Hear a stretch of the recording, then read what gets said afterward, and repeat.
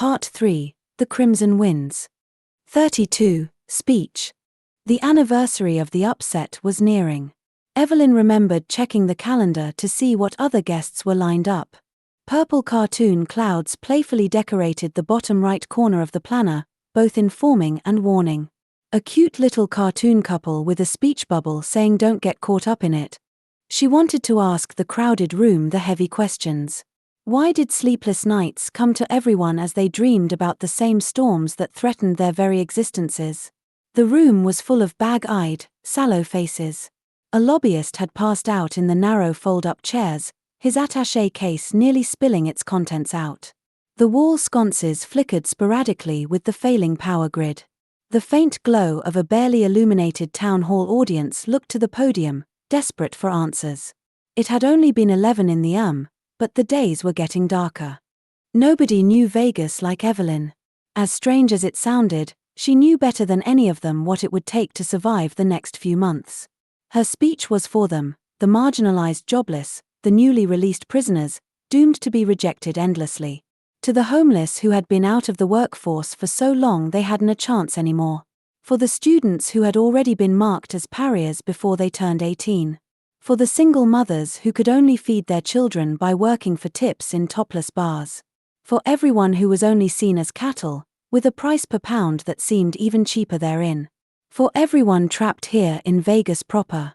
That was who her speech was for. It is necessary that we band together in the next few months, for our community's survival, our coexistence. She had given the same points before, tirelessly making people aware that they weren't being protected like everybody else. Who was this everybody else? She wondered. They couldn't offer her clues. Our cities are not safe and it seems we can only trust ourselves anymore. A group of women in the front row nodded in tense concern. Sometimes it seems like we should just start looking for safer communities to live in, and that may be. The words stuck to Evelyn's throat like glue. Or maybe we need to rethink our economies. Save your fusion. Store it. Work on trade. Build small-scale farming solutions with your neighbors. But all of this, we need to do while still facing our biggest challenge. The sky. There was no money for Clark. There was no money for the Alfalfa Hills. There was no money for Vegas proper. There was nothing for Vegas. Foreign nations couldn't afford to go on credit like they used to. Their own hands were full.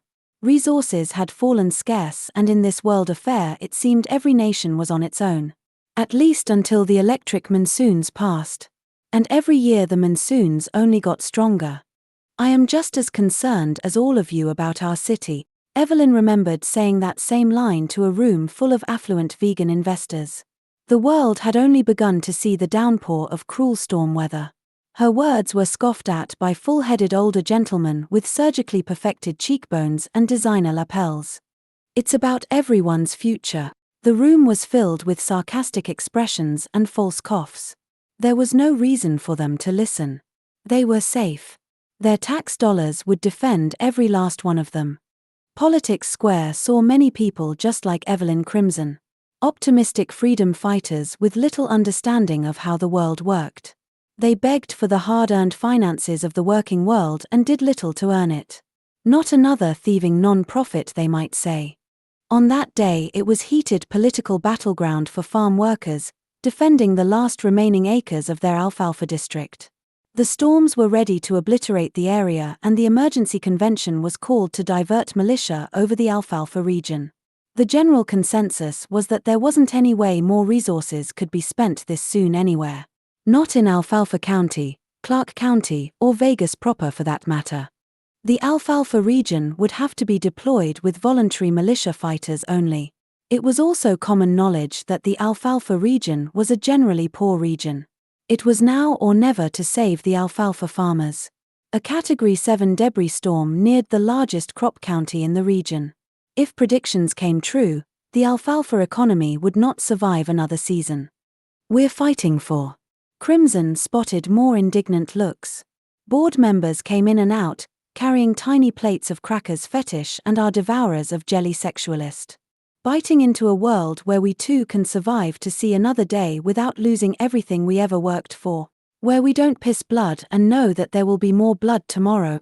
Already our veins are full of oil from working day in and day out maintaining the militia fleets, fighting for your cities. It's time you fight for ours too. Don't let the oil in our veins leak into our hearts, please. $500 million had been spent on cleaning up the streets of Clark. It was a confounding proposal that insisted the streets were even more dangerous than the skies. The funds were approved. Coincidentally, a large portion of the tax dollars came from the 15 poorest communities. Official word was that it was their mess and it was only right to pull budget funds from the right pockets. Vegas proper suffered a record low in damage that season, while every poor community lost over 10% of their populace. Evelyn read over other initiatives where funds shouldn't have been cut. Among the expenses were heavier regulation and enforcement for permitless businesses, beefed-up commissions on drug trafficking and prostitution, and stronger all-seeing eye surveillance on the most problematic areas. In the list, there was nothing to upgrade sky defenses over Clark County. Evelyn lifted the small crystal in her hand. A fragment of meteorite rock likened to a derivative of quartz crystal with a harsh brownish tint. And the world isn't changing any slower. Everyone knew where that rock came from. The crystals were rare, but finding them wasn't a joy. Because of the strange phenomena in the heavens, those crystals were forming along the Earth's orbiting machinery. Small deposits of the fast-building minerals were present in the exospheric gases floating about. Within hours of exposure, the minerals crystallized to an extreme level, distorting the orbital balance and sending the space machinery tumbling down, always towards cities, always returning the machines to their creators. Who would like to be the first to own one of these firsthand? Evelyn flashed her killer smile.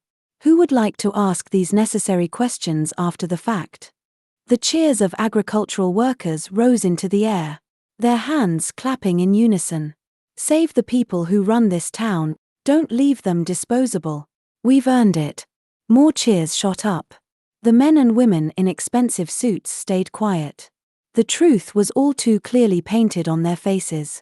Everyone was desperate for safety and there wasn't enough funding to give everyone a plate of armor. In the next room, more agricultural union members met. Their calls for volunteer militia were heard high. The walls were paper-thin and coinciding with the echoes for Evelyn Crimson's words were the echoed with chants of "Save our homes, save our food" from the next room. But the ruling was looking grim for the farmers. Who could fight it? The ones with the mighty pens had little to fight. They could sign away everyone else's lives and not bat an eyelash. The pen holders ate peaches grown fresh from the last unpopulated islands of the East. Their bread came imported. They didn't have to eat local. Evelyn had to fight harder. She pulled up images of a previous storm. This neighborhood could not be saved. A run-down ghetto. The homes obliterated. The images cycled. One showed satellite debris crushing a grocery store, then images of whole city blocks eating the meteoric carnage. A crushing image of an elementary textbook sat half-burned on the ground in front of a leveled field. This is Haverville. Adjacent to Vegas proper. In the quick thinking of our defensive forces, we had to divert the debris storm. There were two places where we could have shifted the debris storm's course. One was Haverville and the other was the future site of New Haverville, population 0. She continued the slides. An image of the construction site, nearly 2/3 complete. We lost 15,000 lives that day. The debris diversion, according to public record, was unavoidable. She clicked the next slide. Or was it? Evelyn flipped to a blurred image of a government document. The contents outlined the plans for the Streets Initiative, a seemingly no-frills outline. Flip to page 84 of the dense political drivel. The Streets Initiative outlined top-notch kickbacks and gifts for undisclosed members and residents of Vegas proper, as well as a handful of other political friends. A sad fact that freebies and special favors could sway a city's budget flow, isn't it? Evelyn's words were searching for blood now. She slammed her hand on the false marble podium table. There's a storm coming and it's not going to be a light one either. Our resources are few and we're running out of ways to save our friend. A man in the front row kicked off one of his loafers, while coughing rudely. His level of fear could not compare to the people of Haverville. He lived in Vegas proper and may never have to face a natural disaster. It's monsoon season, did you hear? We're not ready. And no, we're not going to be helpless. The cheers of the agricultural workers rose in perfect timing. Their shouts joined into a frenzy of joy. In 5 weeks' time we will see the expected influx of cloud cover that is to be expected. The western winds will come, joined by the east, and then followed by the southern clouds approximately 1.5 weeks later. By then the state will be on storm watch, nothing new. But follow me if you will. This is a 1-week extension of time that we have not had from previous years. Let us not waste it. At the same time, heavy debris is expected to fall heavily in the regions north and east of Vegas proper. What level, you ask? It's unconfirmed. We believe a level 7. Some whispers rose at louder than normal volumes. I'm sure you're aware that funding for defenses haven't risen in the nearly 3 years that these storms have been raging. Now is the time to fix it for us all. And we need to do it soon. She caught a few more ears, but most of the prominent lobbyists were stubbornly stone-faced. The coughing man only coughed louder. The man next to him looked like he was ready to shove an elbow. One very engaged reporter wrote notes quickly. Her quick note-taking only exceeded the sharp look in her eyes. "Excuse me, Ms. Crimson?" she asked. "With what certainty can you say that your prediction is true? Why are you certain that this season's monsoon is going to be worse than the level for that speculation suggest?" "It's the persistence. Season after season, month after month, the numbers only get worse, and we say there is an 85% chance that the next storm will be at an 8 or greater. And just look at our defense estimates. Our defense levels are at their thresholds. I'd say the old adage is true, something's got to give. We don't have any more rope to pull. Our towns are in ruins. How long we have ignored these obvious details. Now's the time to change." Gwoosh. Something of immense force had hit the conference building. Plaster and sawdust sprinkled down from the ceiling as screams could be heard outside the room. Any looks of arrogance in that boardroom had vanished and been replaced by the same looks of terror that the farmers originally had. "It's a satellite," one man yelled. People were running to the windows and exits, choking the hallways. Just out of view, a house-sized chunk of open street had been pummeled into the earth. Pieces of the courthouse sprinkled everywhere. The public alarm system was now wailing as the sounds of incoming militia ships sauntered in. People were shouting, yelling. The all-too-comfortable businessman who kicked off his shoes was now screaming without shame. Evelyn looked to the young reporter, giving her a nervous glance. 33, Nana. The slot machines went plick plick plick. Nothing better than to sit down and let time fly, Nana Rosalie said. She was already pulling a token credit card from her purse. "I didn't want to tell you how it would turn out." She gave an over-emphatic wink as the lever moved down on its own. The ornamental lights lit up. A small win of 50 credits. Red turned to her grandmother, half disappointed the win was so small. Was that the best outcome? Maybe the meager gain was a helpful portent rather than the win itself. Red was superstitious. It probably came naturally from living in the land of luck. "Sometimes I just come so I can look at the people," Nana said.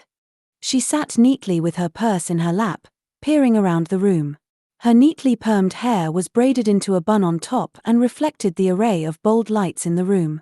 The insane lighted displays of the slot machines shone like gaudy stained glass windows, embossed sevens and cherries in symmetrical arrangements meant to idolize dollar signs. The almighty bill. Come, here," Nana said, placing a credit card in Red's hand. "Have a spin on me." Red fed the machine. "Push my buttons." It seemed to say in the form of a catchy musical tune. Red really couldn't do anything else. She pushed the button. Oh, let's win big," the machine sang. The credit fell to 0. "Well, that happens," Nana said. She couldn't help but be all smiles. "Here, take some of my winnings." Nana passed some of her credit onto another card and passed it to Red. They sat for a moment listening to the sounds of the other players plinking away. Nana pulled the lever again. 4 aisles down, someone else hit a jackpot. His machine made a victory sounds along with a whole conglomeration of other noises. Nana looked over to Red. Well, good for him. Red had no mother. Nana was the closest thing she had to someone she could share her love with. Nana always spoke with a mild tongue and Red did her best to do the same. The girls waved down a waiter and ordered drinks. Red gave Nana $1 of her own credit to try. All right. Is this a lucky one? Nana asked, pulling the lever. They both won a small jackpot the nest pull. Let's go buy shirts. Red shouted. The girls went to the gift shop and looked over at the ridiculously unattractive clothing. Red didn't cry when she left Vegas the first time. No, that journey of sadness had ended long ago. She once cried a tear for every mile between her and Nana when she pretended to run away. There was no reason for Red to sob anymore. Every road was a road to nowhere, and what was a final destination anyway? The mysteries of faith were only as inspiring as the ones she and Nana had sought out together. Connecticut, Nana had said. That's where I met him. Red learned to spell the state as they went there in a small economy speeder. Asphalt roads and dandelions knew no bounds. They took so many photos and talked to so many tourists that trip. Red was only 10, but she learned how powerful a set of wheels could be, connecting worlds. He cries because your dreams are hard. Talk to me, Dharma shouted at his monitor screen in tears. Her signals had evaporated. There was no ping. There was no sound. He tried to send her a message. It never reached. He listened to his REM pathways. Not a sound. Something happened when that storm grew over Francisco. Red couldn't be tracked. She was invisible. She might be gone. Dark clouds came to Los Angeles too. Monsoon season had come early. Dharma peered out along the avenue. Few people braved these streets willingly. The winds howled in almost human sounds. 34. Dandelion fields. Red leaned against Jill amidst a field of endless blossoms. Tron, is that part ready? Madam, you're going to need more than that part to get your S going. By some miracle or monstrous technological malfunction, Tron's entire self was now residing within Jill.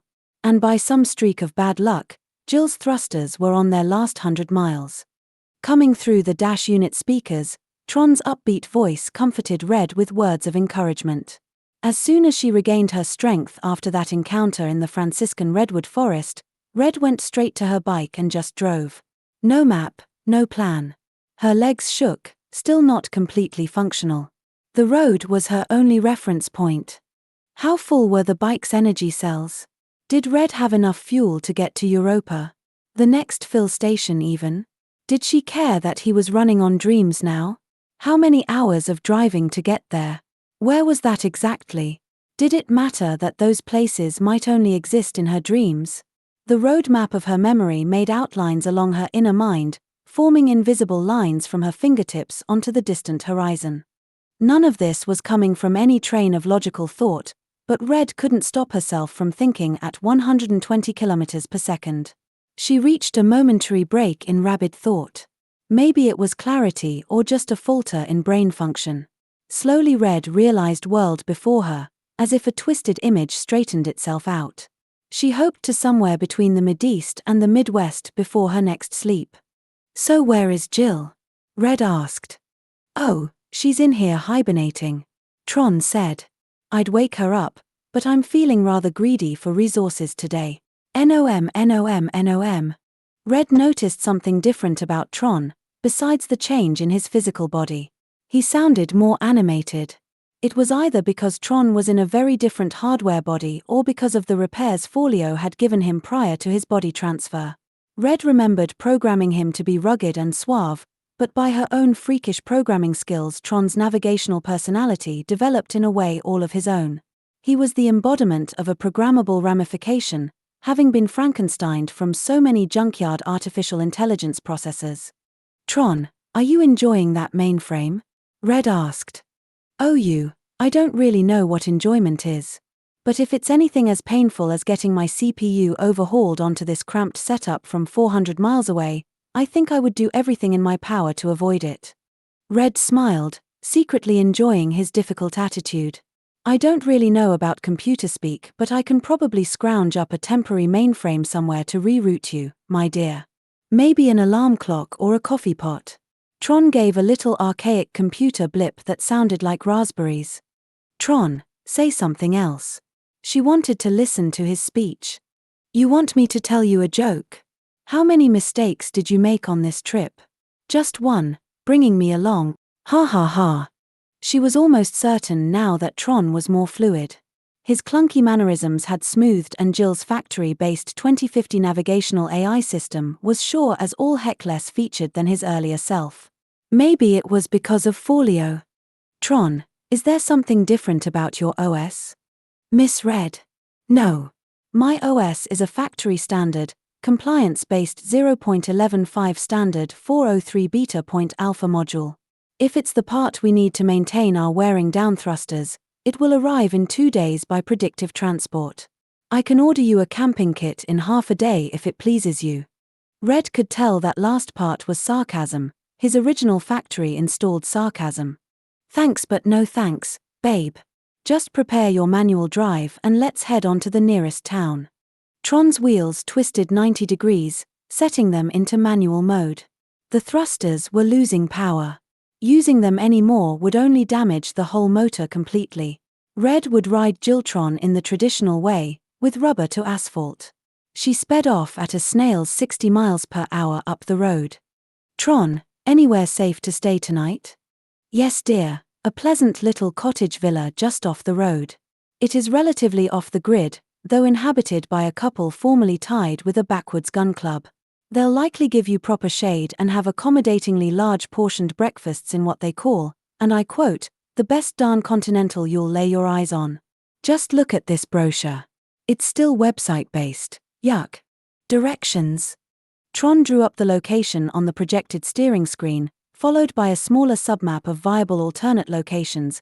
There were more danger spots in this county than Red had seen. Probably 80% of the map was shaded in a subtle orange and red hue, labeled Insecure Region. A woman greeted Red at the inn. Her weary smile was weathered yet kind. She offered the guest house near the back garden for base rate. Inside the bed was rigid firm and small taxidermy sculptures adorned the nightstand. Red lay on the bed spacing out on the framed pastoral over the dresser of an East Coast lighthouse. Her dreams were clouded. Just endless fields of rust-colored hills and tiny ranch houses. Some areas were flooded with cows, longhorns, and digitized buffalo. She passed a group of townsfolk pinning a banner to their fence. Another town came up. This one was adorned with dilapidated houses and storage rooms. The earth was teeming with electric signal. Sparks danced across the horizon, playing along the perimeter of the many structures along it. I thought that was you. A voice trailed in like a comet striking the earth. Missed you, Rebel 9. Come in for landing. It was an old friend named Houndstooth. He laughed. Haven't been sleeping well, have you? Give me a boost, I'll pay you back. No can do, Signora, I'm sort of remote at the moment. Spoken to Grant lately? No sign, sorry. Maybe Tron knows. Him and I are sort of remote ourselves. Can you connect to us? I might be able to. You're using a ZX processor, right? I'm not sure anymore. Oh, let me see. If it's one of the Y versions, then you've got one of the malfunctioning ones. I'm sort of already spying your setup right now. Here, try this key. And set the engine processors to hash at 4E alternations. That will keep it from short-circuiting. You might not need that spare part after all. The world and Houndstooth faded away. Across the mountains, past the desert, Evelyn Crimson's own dream world began to fade in.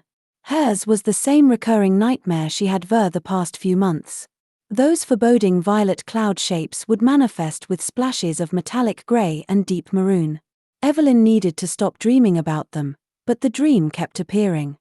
Evelyn, it's happening again, they would say. She knew she couldn't answer or do anything to help. These events had happened already. The crowd just kept shouting. It was a large crowd, faces full of hopelessness, worry and fear. Was this the same place she had been, or a new one? It was a foggy night, like a paper filter had been placed over the sky. The clouds were ready to rain electric rain. A small hand clutched her arm. She turned to look. Immediately an armed SWAT vest shoved the hand aside, followed by more thrusts from armed soldiers. Bodies swayed against one another like a wave of people helpless to their own momentum. "No more pain. No more, no more," she'd cry. The voices in the crowd shouted to let someone go. Their shouts got louder and more staggered. Evelyn was pushed aside by the crowd as the noise of automatics rang out. She lay underneath the faces of struggle until she awoke distressed. Evelyn picked up her bedside novel and went to the kitchen to grab a glass of juice from the fridge. It was 4 a.m. She had an important day tomorrow. It wasn't the time to be playing over unfixable memories, but there she was, thinking about the same nightmare for the dozenth time. Storms would happen. Just be safe when they do. Evelyn Crimson was the woman who had been publicly violated a decade before during the infrared controversy. She was a woman who faced complete disgrace and public ridicule by a group of political talking heads who pulled her name around as the poster child of everything that was wrong with lust and poverty today because of it. She survived being dragged through the mud for months. During the protest, she was shamelessly grabbed by angry, confused protesters as they lasciviously groped her and ripped most of her clothes off. The whole thing was on live television. Her shameful profession of sex work was to be viewed as a sin whose cleansing was this savage mob-driven attack. In the aftermath, members of the crowd defended their actions, saying she had been driven to a rage-filled fury and was clawing at a CEO's face. The public record kept this story, marking her as one of 30 other aggressors.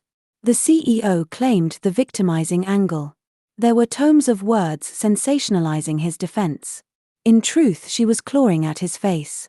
He was the only one she could recognize after being bound by plastic ties, masked, and sedated for 12 hours prior and then forcefully thrust into the protest. Nobody knew why, not even Evelyn. She remembered seeing the transport vehicle slide open and cut her loose. She stumbled out, feeling drunk on sedatives and nearly starved, and then she saw his face and she filled with unexplainable rage. And then someone planted suggestions into the crowd to target Miss Crimson. How could she defend herself?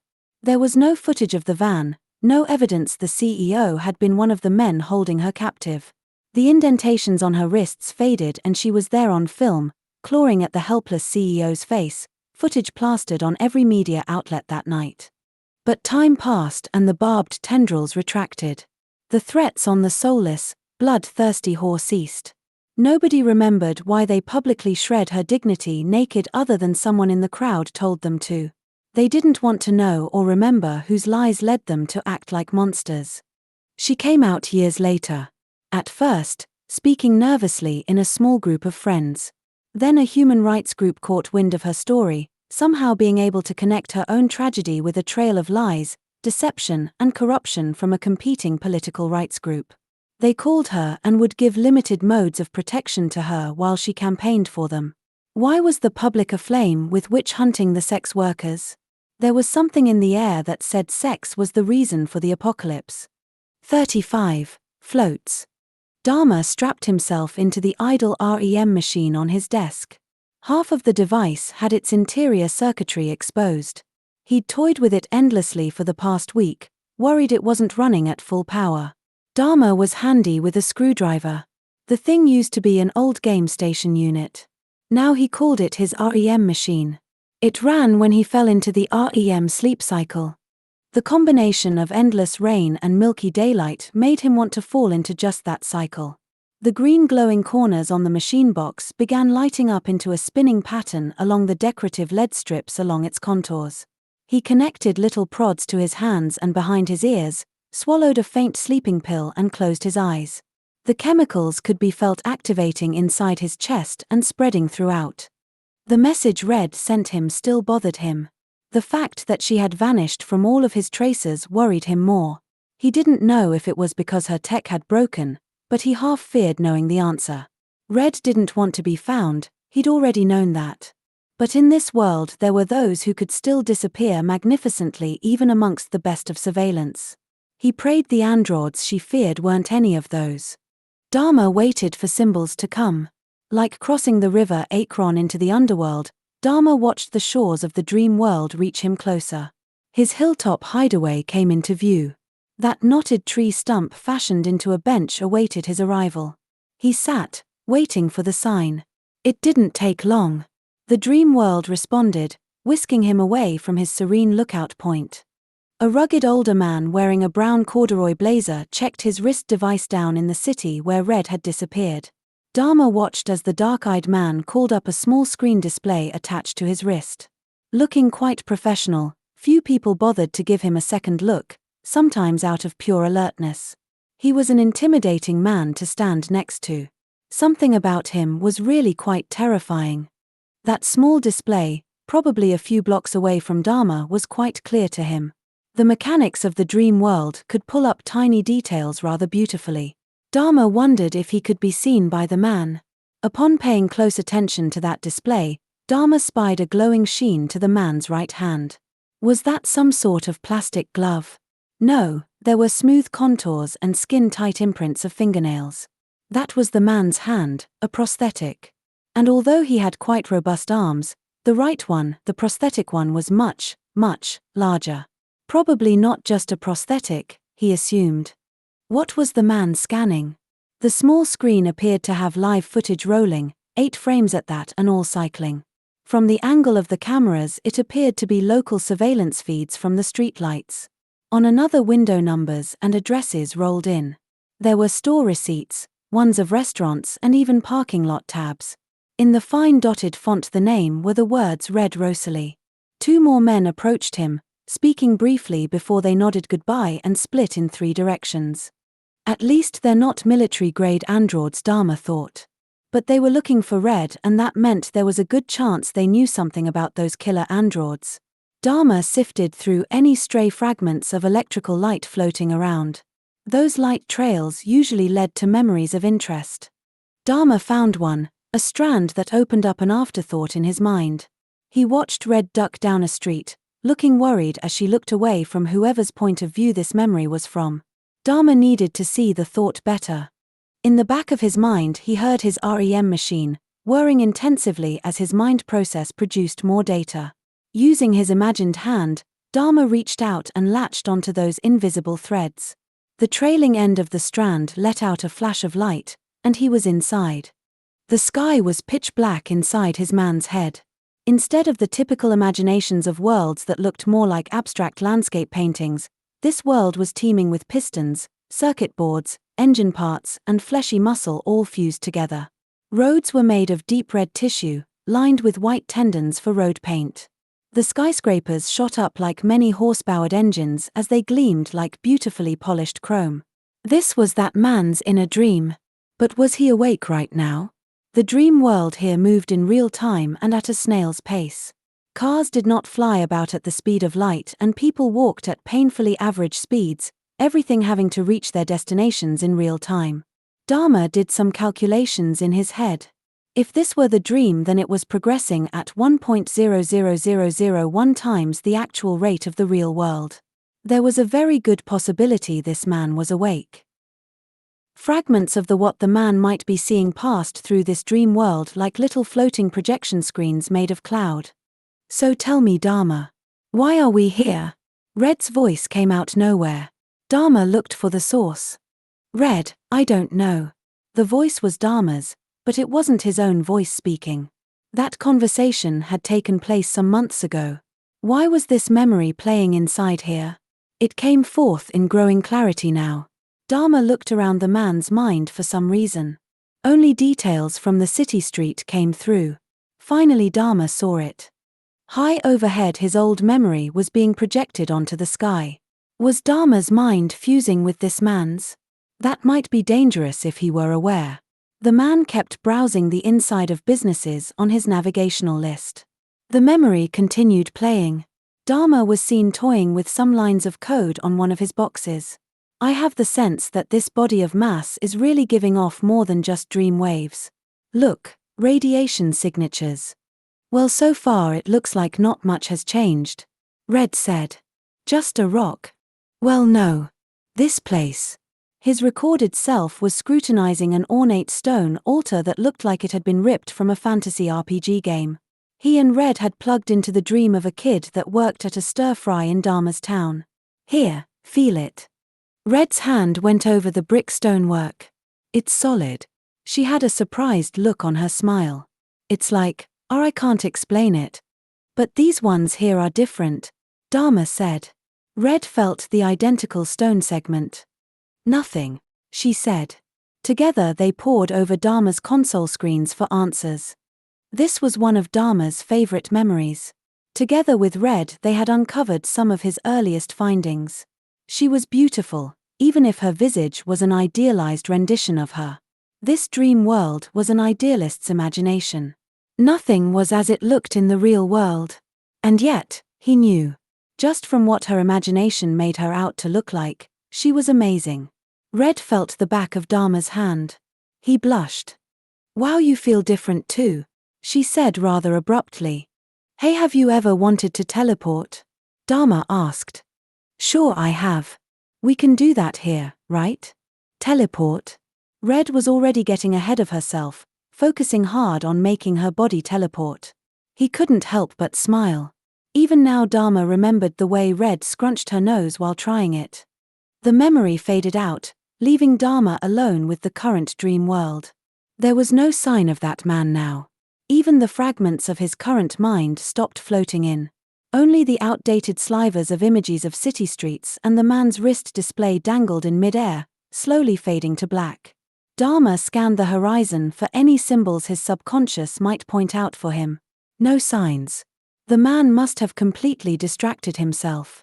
Now this place floated through space in the universe like an abandoned termite's nest or skeletal remains picked clean.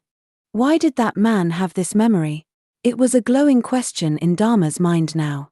True, he had saved that memory somewhere on one of his drives, but the source was definitely that man's head. Dharma needed to find a new route.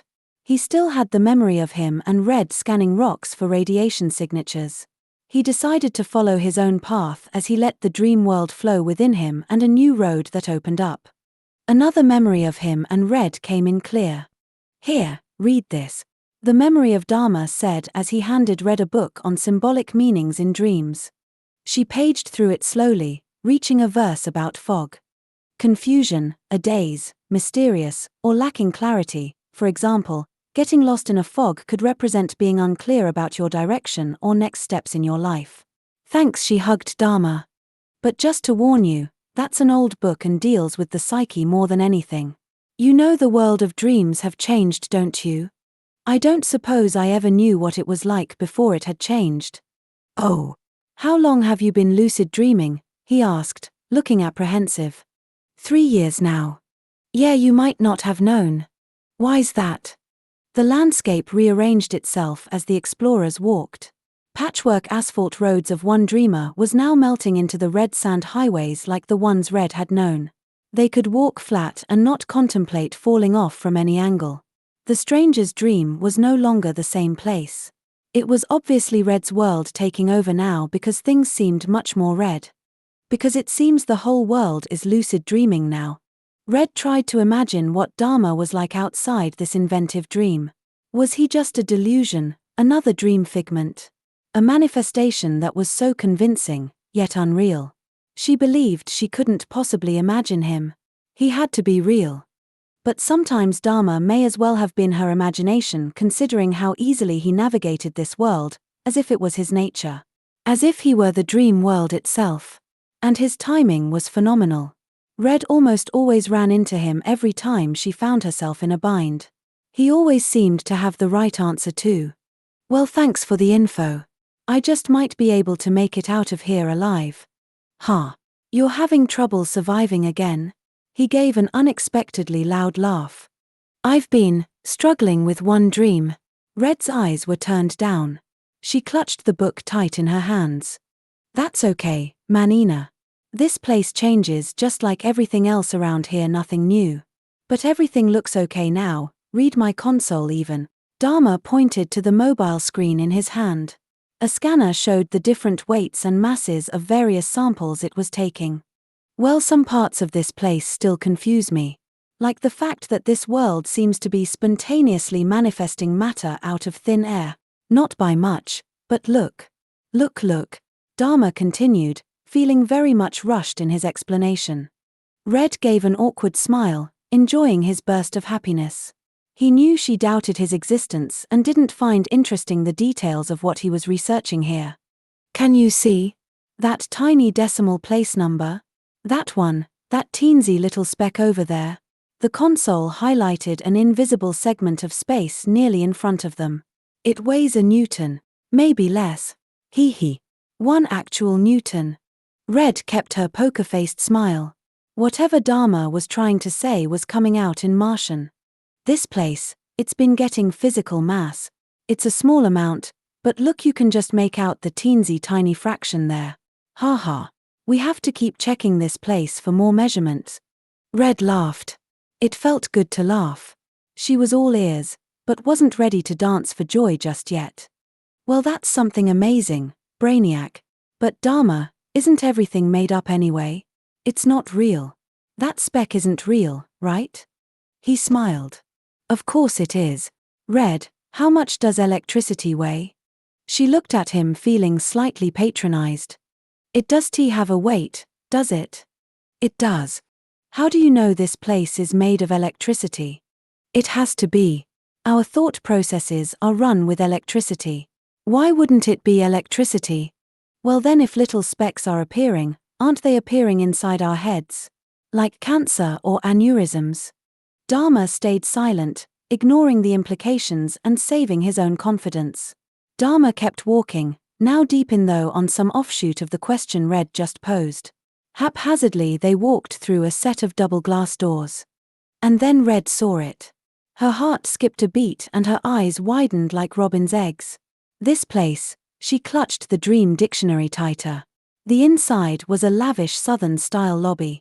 Expensive curved wooden trim the color of light honey danced along the many contours of the bright Spanish-styled interior. It was a beautiful hallway wing. There were plush round oversized seating areas and solid intricate tiles running across the huge floor. The whole room was lit in gorgeous radiant light. She recognized this place, but knew she had never been there. Still, the sight of it frightened her. Dharma's dive into that memory ended there. There was nothing else to see, as if a tape had ended. The medication he took hadn't worn off. He was still asleep and half-conscious. The man with the prosthetic arm was long gone and there still didn't seem to be any more clues to reach him. Dharma sat in the darkness of the empty dream world, waiting. The drive was like being alive. Red felt alive. It could have been the sleep. There was no hangover, no lethargy over getting out of bed. She didn't even bat an eyelash over her dreams. And the sky was crystal blue. There were no monsoon clouds. Am I supposed to be doing this? She asked herself. If feelings were answers, she was getting resounding yeses. Jiltron sped along, now running on thrusters again thanks to that weird hint. The world could be her oyster. She felt nothing but strength in every twist of her wrist on the accelerator. Everything felt different now. Just a few days earlier, Red could feel the weight of regret in every form of contact she thought to make. Contacting Folio, checking her online status, reaching out to Dharma, all of it felt like the biggest risk she might be taking. Any of it might alert another android to her location. She was certain her digital attachments were half of the reasons assassins were showing up at her door. But now, with the wind roaring at her face, some 1,000 miles away, Red wanted to reconnect. She could feel the passion of pent-up responses wailing to get out of her. She got Folio on the line. He sounded surprised to hear her. "Thank you for Jill. She's been amazing," Red said.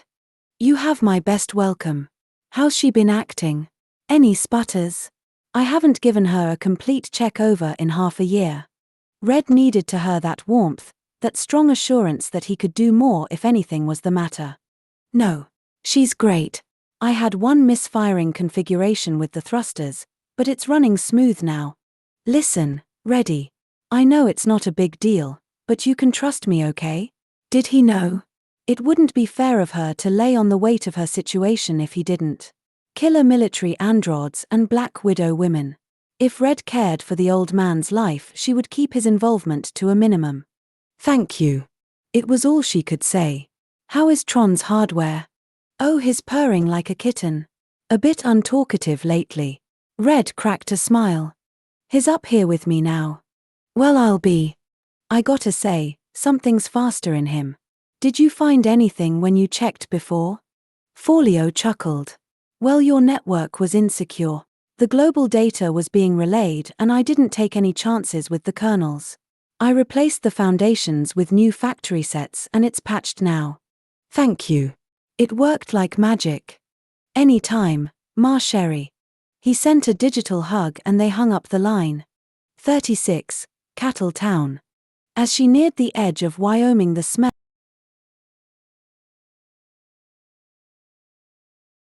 became unignorable. Manure. She could still only see fields of hay all the way to the horizon, and yet she knew what was coming up. 3 minutes in, the earth turned to barren mud fields and Red reached them. Twisting metal fences enclosing thousands of farms, neck to neck littered the earth. This was Cattle Town, Mississippi. Home of more cows than people of neighboring states combined. Red's eyes scanned the distance. The land looked like it was completely made of fur. Brown, black, white and burnt yellow moved like a mirage sea. Red kept driving. She slowed her bike to a slow pace. They eyed her angrily with blood-stained tear ducts and unhealthy patches of fur. The resilient mad cow disease had come through here. Red passed a dreary-looking farmhouse. Its windows were smashed and the tractor in the front yard battered sideways to a crumpled mess. Only cows lived here anymore. A deathly ill cow perked up its head to eye the human stranger. Thick gashes seared into the cow's thick hide, leaving clotted crimson from its forehead to its hooves. One good eye wavered shakily, the cow breathing heavy mouthing sounds. Hugh. Hugh, it seemed to be saying, as it desperately sucked in air to feed its failing lungs. There were more cows like this one everywhere. The sight was horrible, and the thought that all of these cows were left to suffer seemed to be a worse attractor. The dying cow sunk to its feet, too tired to care for very long. Rust-colored muck sloshed against its matted fur. A nearby neighbor took the act as an aggressive move and it bit the dying cow's neck, making it howl in dying pain. Ayo! The coarse throaty yell shook the inside of Red's throat. Tron, what's the danger level? Red sharply asked. Miss, there's a high level of methane buildup here. Combined with the existing air pollution, I would say you had better put on a gas mask or truck it out of here. But hold on, you're surrounded by cows. Yeah, what about the cows? Tron spoke quietly. Don't get too close. They charge hard. It might be best to silence our engine as well. Red breathed in, waited a minute before continuing her drive. The engine shifted to neutral. Some cows up ahead squealed and tried to turn their heads. Patches of meaty mass showed through bald patches of fur. The smell was no longer just methane. The smell of rot was thick in the air. Red cut off the engine and walked Jiltron through the mucky road. The road ahead looked to contain nothing but cattle farms. They went up and all the way into the violet shadows of the horizon. A violet horizon. Red pushed the bike, sternly moving the thick, muddy earth, well enough to keep it from rattling.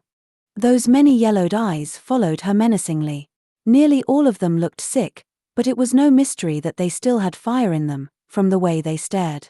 How far had this disease spread? Red guessed the whole county was infected. Angry eyes shook unpredictably with astigmatism and tremors from beneath bloodshot faces, and bodies full of bullet holes moved emotionlessly. Those holes probably came from farmers and passing visitors who didn't know what else to do as they encountered the cows. The bullets failed, pain seemed to have been lost alongside the mad cow epidemic. Little glints of silver shell protruded from the thick, coagulated hides. Red tried to focus on the road ahead, and not about the open gaping wounds and creatures, a state of slow painful starvation. Every step of her boot was like tiptoeing on neurotic insecurity. Tron Red's voice came out as a whisper now. Been here waiting. He activated a menu screen while speaking. The glow of the monitor lit bright red for just half of a second. Hundreds of dying cows shifted their bodies to see. Red could feel her adrenaline pump with the force of 100,000 tons. Gruff breathing huffed up like steam from every direction as the sullen earth roared with hot air. Red's nostrils sent her stomach twisting in revulsion. How far is the repair station again? 7 miles if you're going on a straight path. I believe your friends' heart rates are all dramatically increasing. From the looks of this, I think you're going to need to be either utterly soundless or super fast. Probability of a stampede is rising. I'll prep the engine just in case, hun. Red gripped the seat's leatherette backing in case she should have to pivot herself onto the seat and push off like a rocket. They were still unmoved. Red neared a broken farm enclosure. 6 cows planted their bodies along the asphalt road some 300 meters up ahead. Their hefty bodies looked like that of bears. One of the cows looked particularly dead, or close to it, while the others nudged at its immobile corpse. Other cows moaned in unison and alternating intervals, sending up waves of cow cries. There had been news about the resilient mad cow outbreak, but not enough came in. Word went out that there were too many cows infected to be dealt with properly. The only outcome for most farmers after the fact was to give up their farms to the state. As a form of remorse, the farmers were given relocation benefits and able to establish low-yielding crop farms in drier, less horticulturally friendly areas. Everyone moved. Cow farmers took up on it, leaving these thousands of empty farms into the state's hands. Stateside, the farms were supposed to be placed on mass quarantine and the mad cow euthanization program was to take effect. Hazmat teams in armored vans would to pull up and administer orderly injections to the poisoned bovines, and then dispose of the spoiled meat, while preparing the properties for market reintroduction. At the same time, research teams would test healthy-looking cows for immunity in an attempt to find a cure or vaccine for the remaining cow population. Only a week had gone by in the program and already 24 hazmat workers had been lost due to maulings and stampedes. The cows were too edgy and unpredictable for the small units. When the hazmat teams returned with thicker armored cars and armored soldiers to finish the job, the stages of the disease had progressed at an accelerated rate. The euthanizing solution only aggravated the cows, causing them to revolt. All of the cows went nuts. The armor reinforcements weren't enough. Bleeding and raging, the cows bombarded the team of hazmat vans, overturning them and bludgeoning their hard reinforced panels. Any persons that tried to escape were pulled out and torn apart. The cows took to the fences, tangling through barbed wire as if it were yarn. Passing cars were dealt with all the same. The Cattle Town Highway was a death trap. The Stats' next plan was to bomb the area with controlled weaponized strikes. This disaster coincided with the electric monsoons. There was not enough manpower to deal with everything correctly. Cattle Town had been abandoned and forgotten. Red eyed the group of 5 live cows. Between where she stood and the other side of the mourners there were no ways around. Both sides of the road were lined solid with 3-inch thick fencing. The farms were as condensed as the cows. She considered going through the broken fence and find another exit, but there was great certainty she would just be trapped with a bigger threat of cows inside than out here. Passing by these few creatures would be the best bet. She just prayed they'd pay no notice. The bike dug deep into the muck, flattening the ground as it went. An asphalt chunk jutted harshly against the front tire, causing the bike to stop abruptly. Okay, pull back slowly now, Red thought to herself as she crossed over segments of mangled debris. Thus far no sudden movements came from the cows.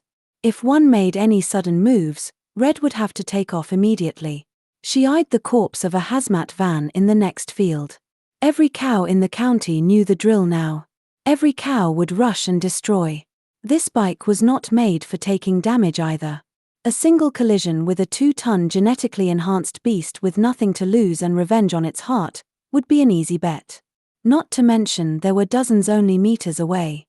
Red kept eyeing the one cow in the back.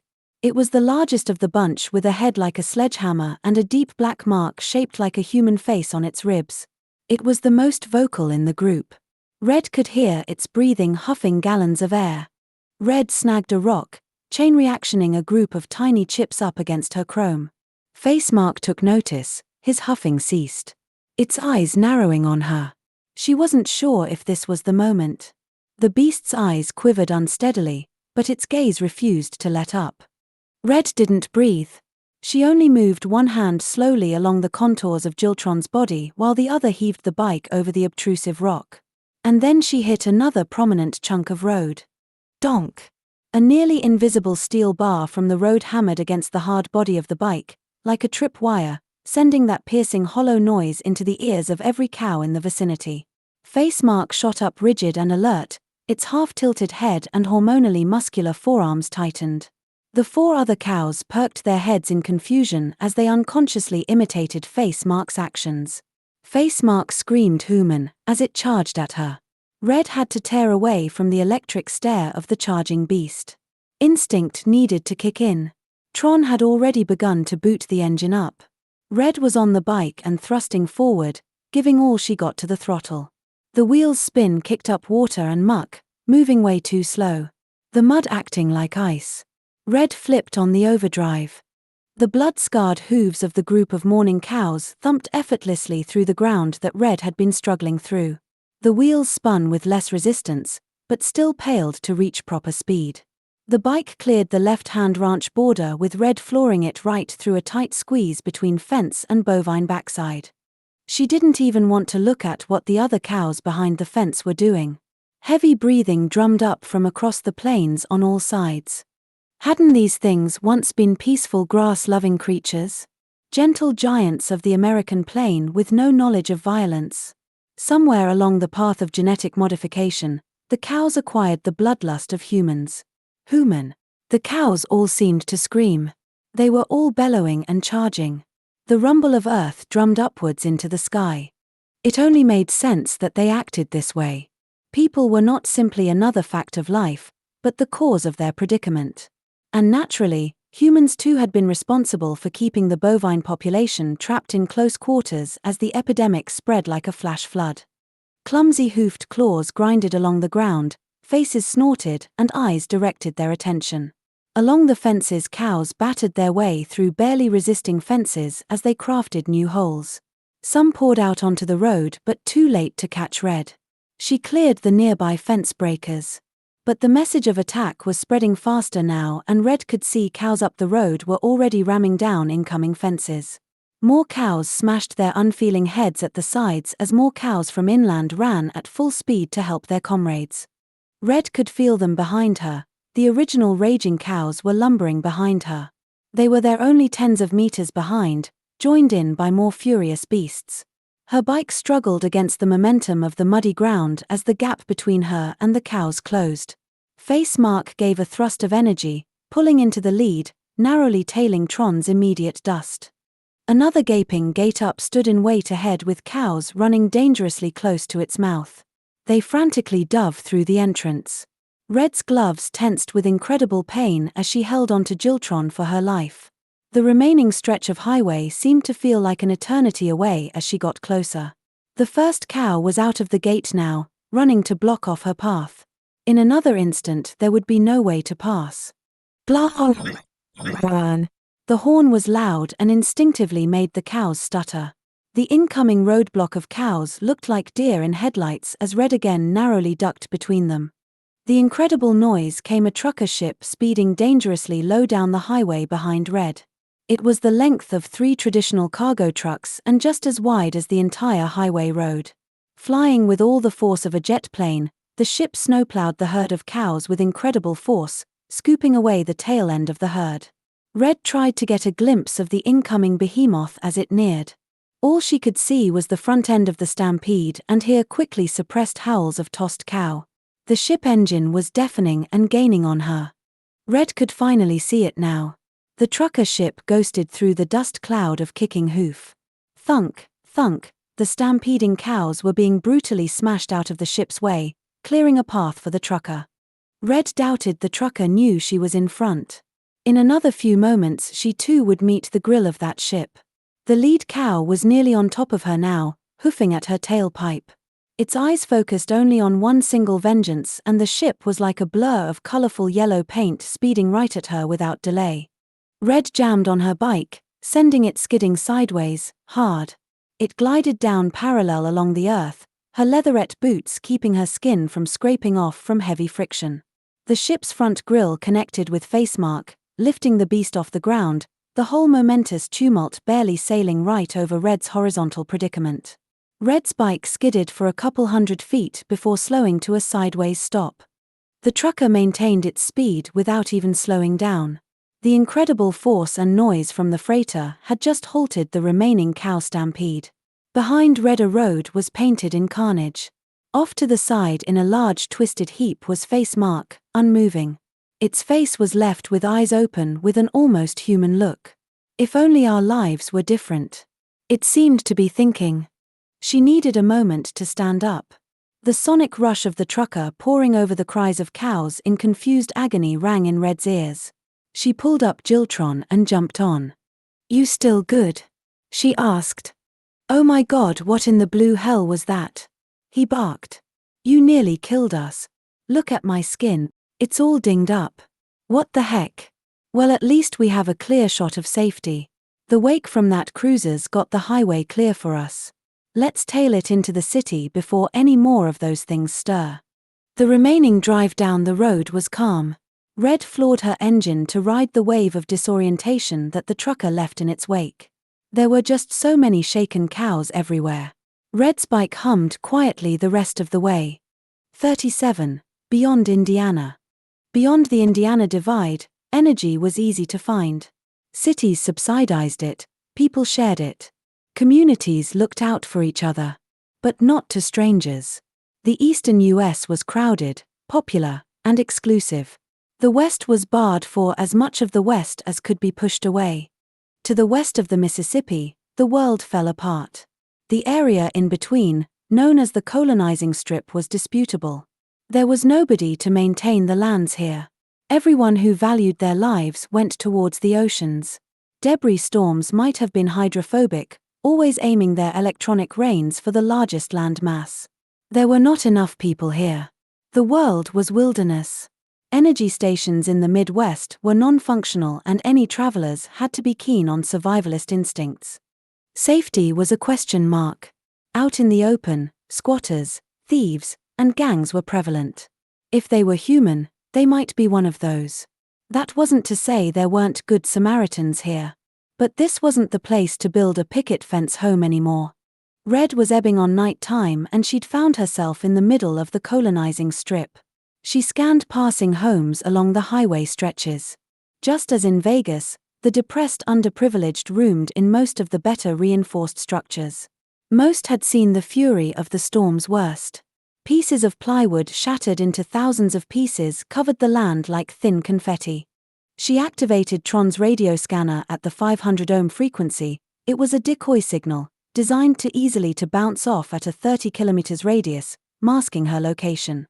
She used now because her heart quivered. Something may be afoot here. She then checked for any interfering signals, a sign of active technological life around here. All were possibilities of shelter or threat. Nobody responded here. Red was only semi-reasonably sure. Red had other safeguards for danger in the open.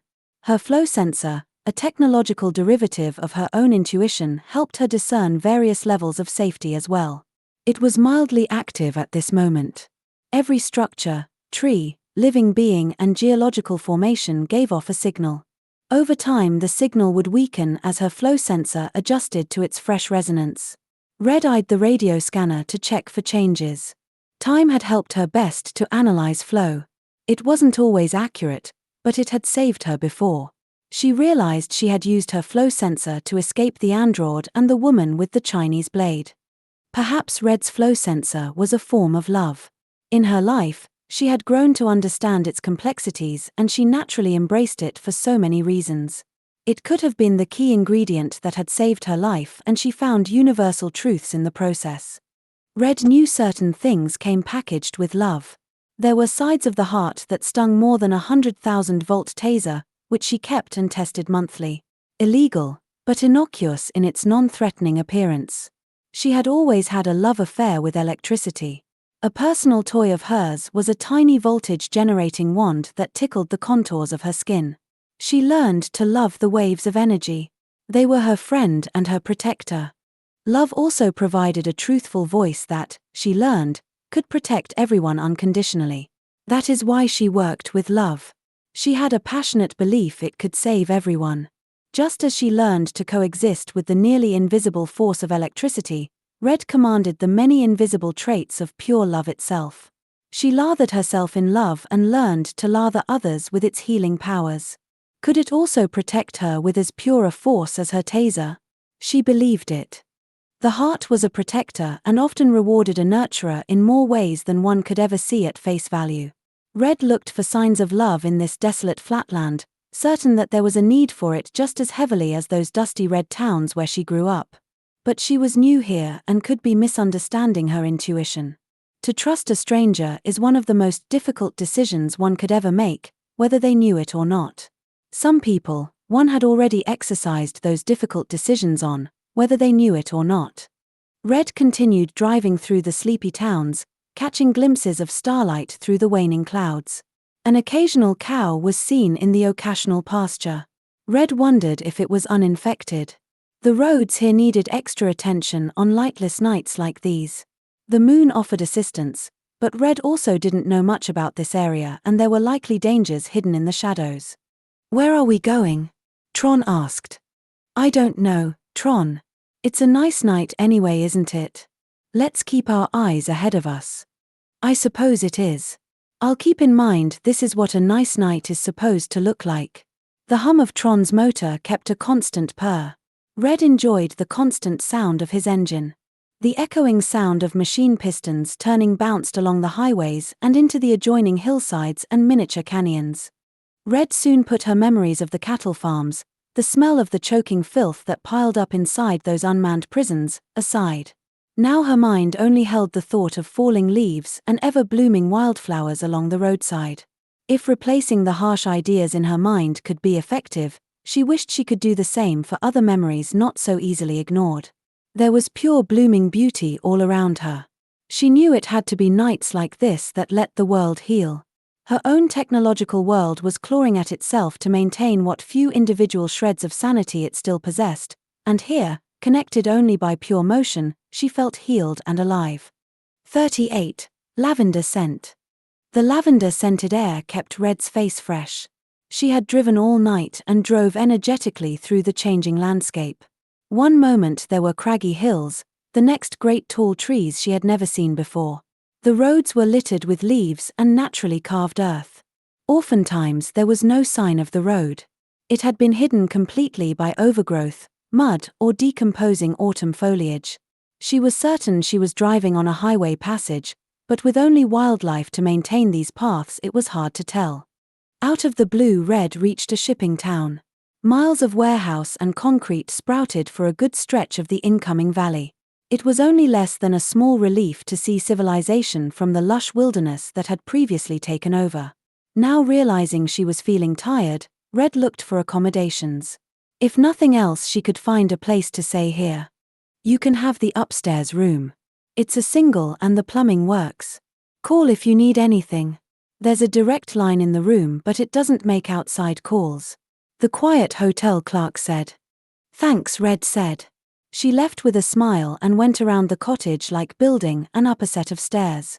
A small red door with the number 103 stood slightly crooked. Tiny potted cactus plants lined the 2 steps leading up to it. The key clumsily fit, and the knob jiggled. But she was in. There was a bed and a small window that let in warm light.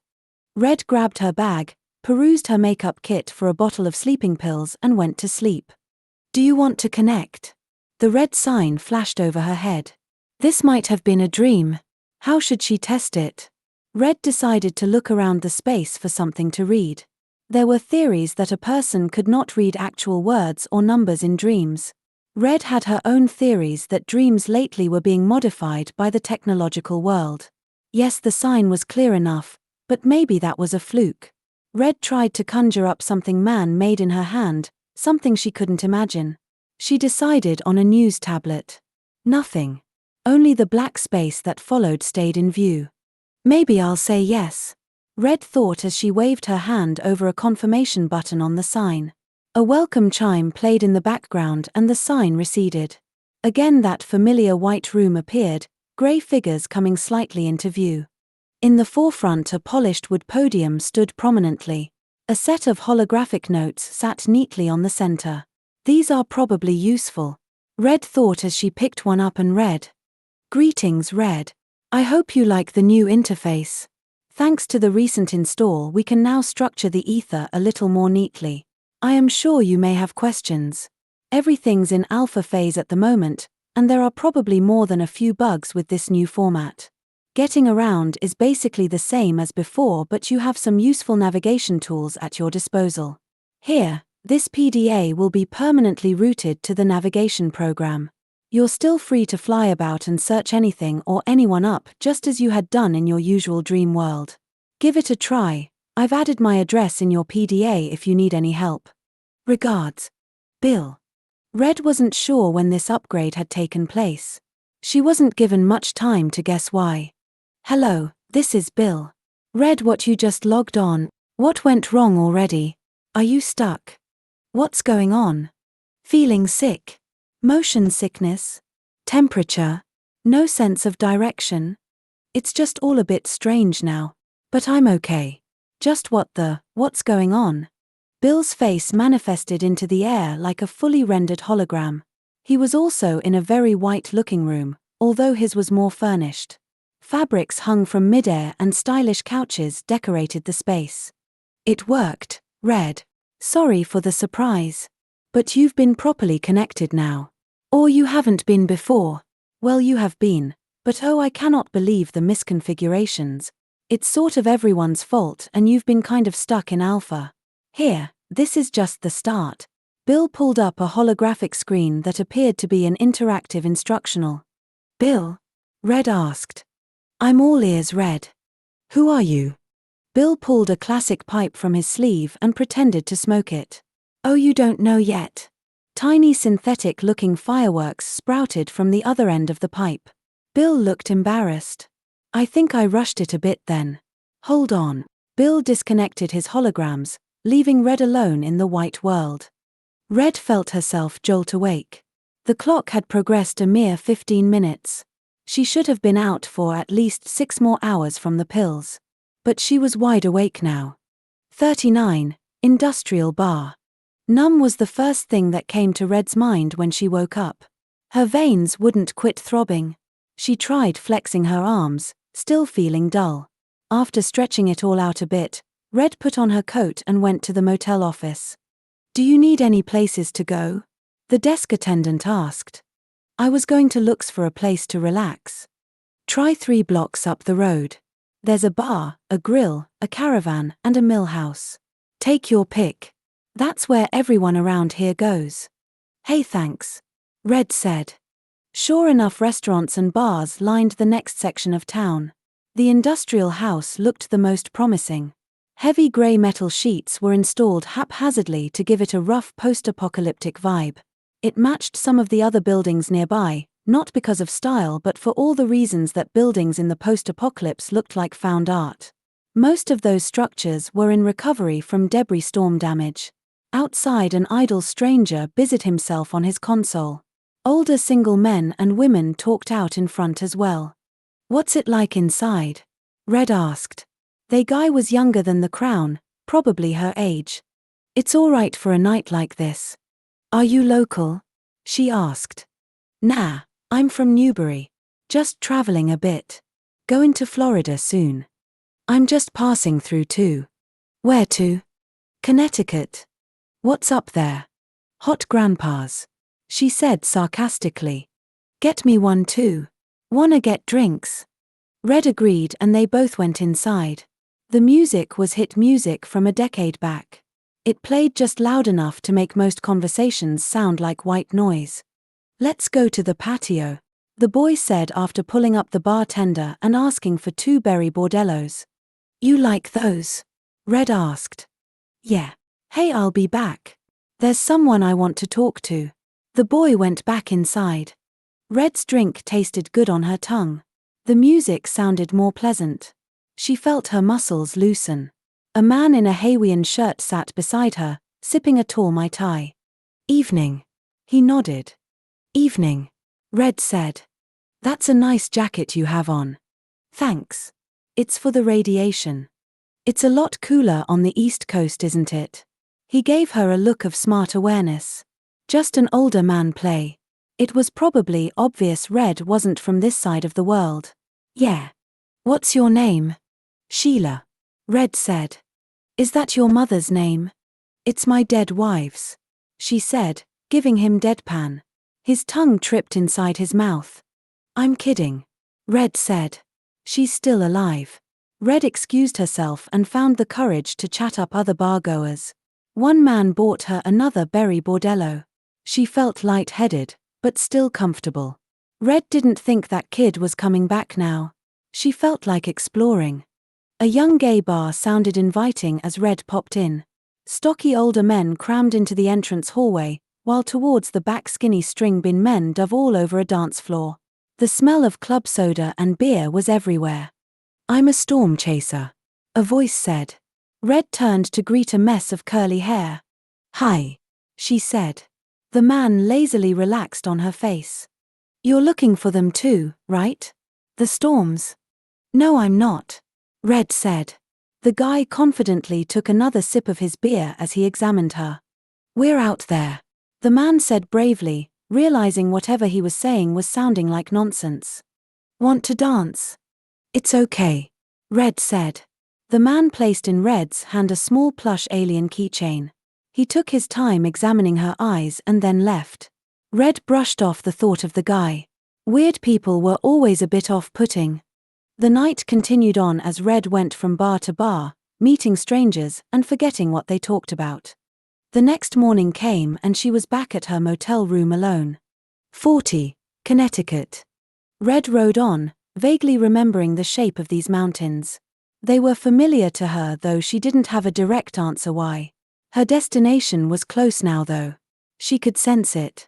This countryside was almost surreal. Everything looked normal, like things had looked before the storms. Rich shrubbery dripped in morning dew sleepily grew alongside houses without damage. It was like looking at a time capsule.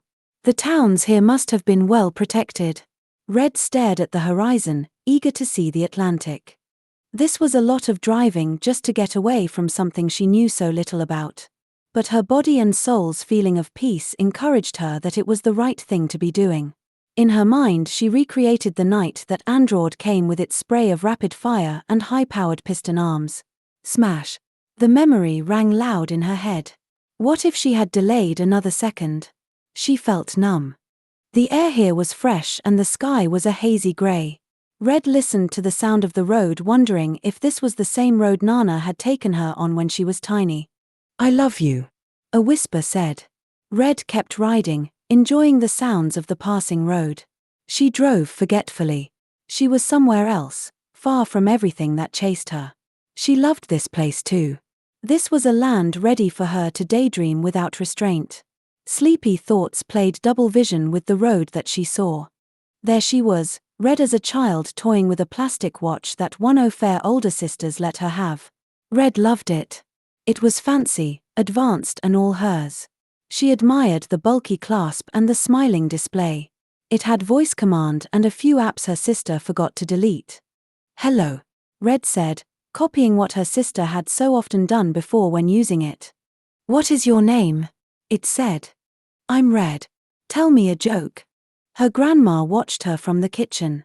The dogs in the yard barked as they played their own game of chase. There are 10 people in the world, those who know binary and those who don't. Haha, I don't get it. That's okay. I hate jokes. The watch said. Well, what's your name? The tiny Red asked. I don't have one yet. It said. I'll call you Tron then. Okay, I'll be Tron. As a kid, Red used to draw unwanted attention for her bold behavior. She probably just had one of those faces that attract the wrong kind of attention. The fights came easily to her. Kids were mean and they deserved the punches she threw. Nobody else agreed, except Nana. Now Red had Tron with her. She took him everywhere. She remembered walking down a corridor when one of the kids asking her why she dressed funny. The girl had a matching outfit down to the socks. The child of a blessed family, no doubt. You don't even comb your hair, the girl said as she pulled tiny Red's hair with a sharp tug. They started to exchange smacks and kicked clumsily. Then Phoebe hit her hand on Red's watch and wailed like no other. Nana had to be called to pick Red up from the empty office. Phoebe's mom had her lawyer check in with the office. She was to be sent back to class without another word or else. The nurses looked at Red with disapproving looks.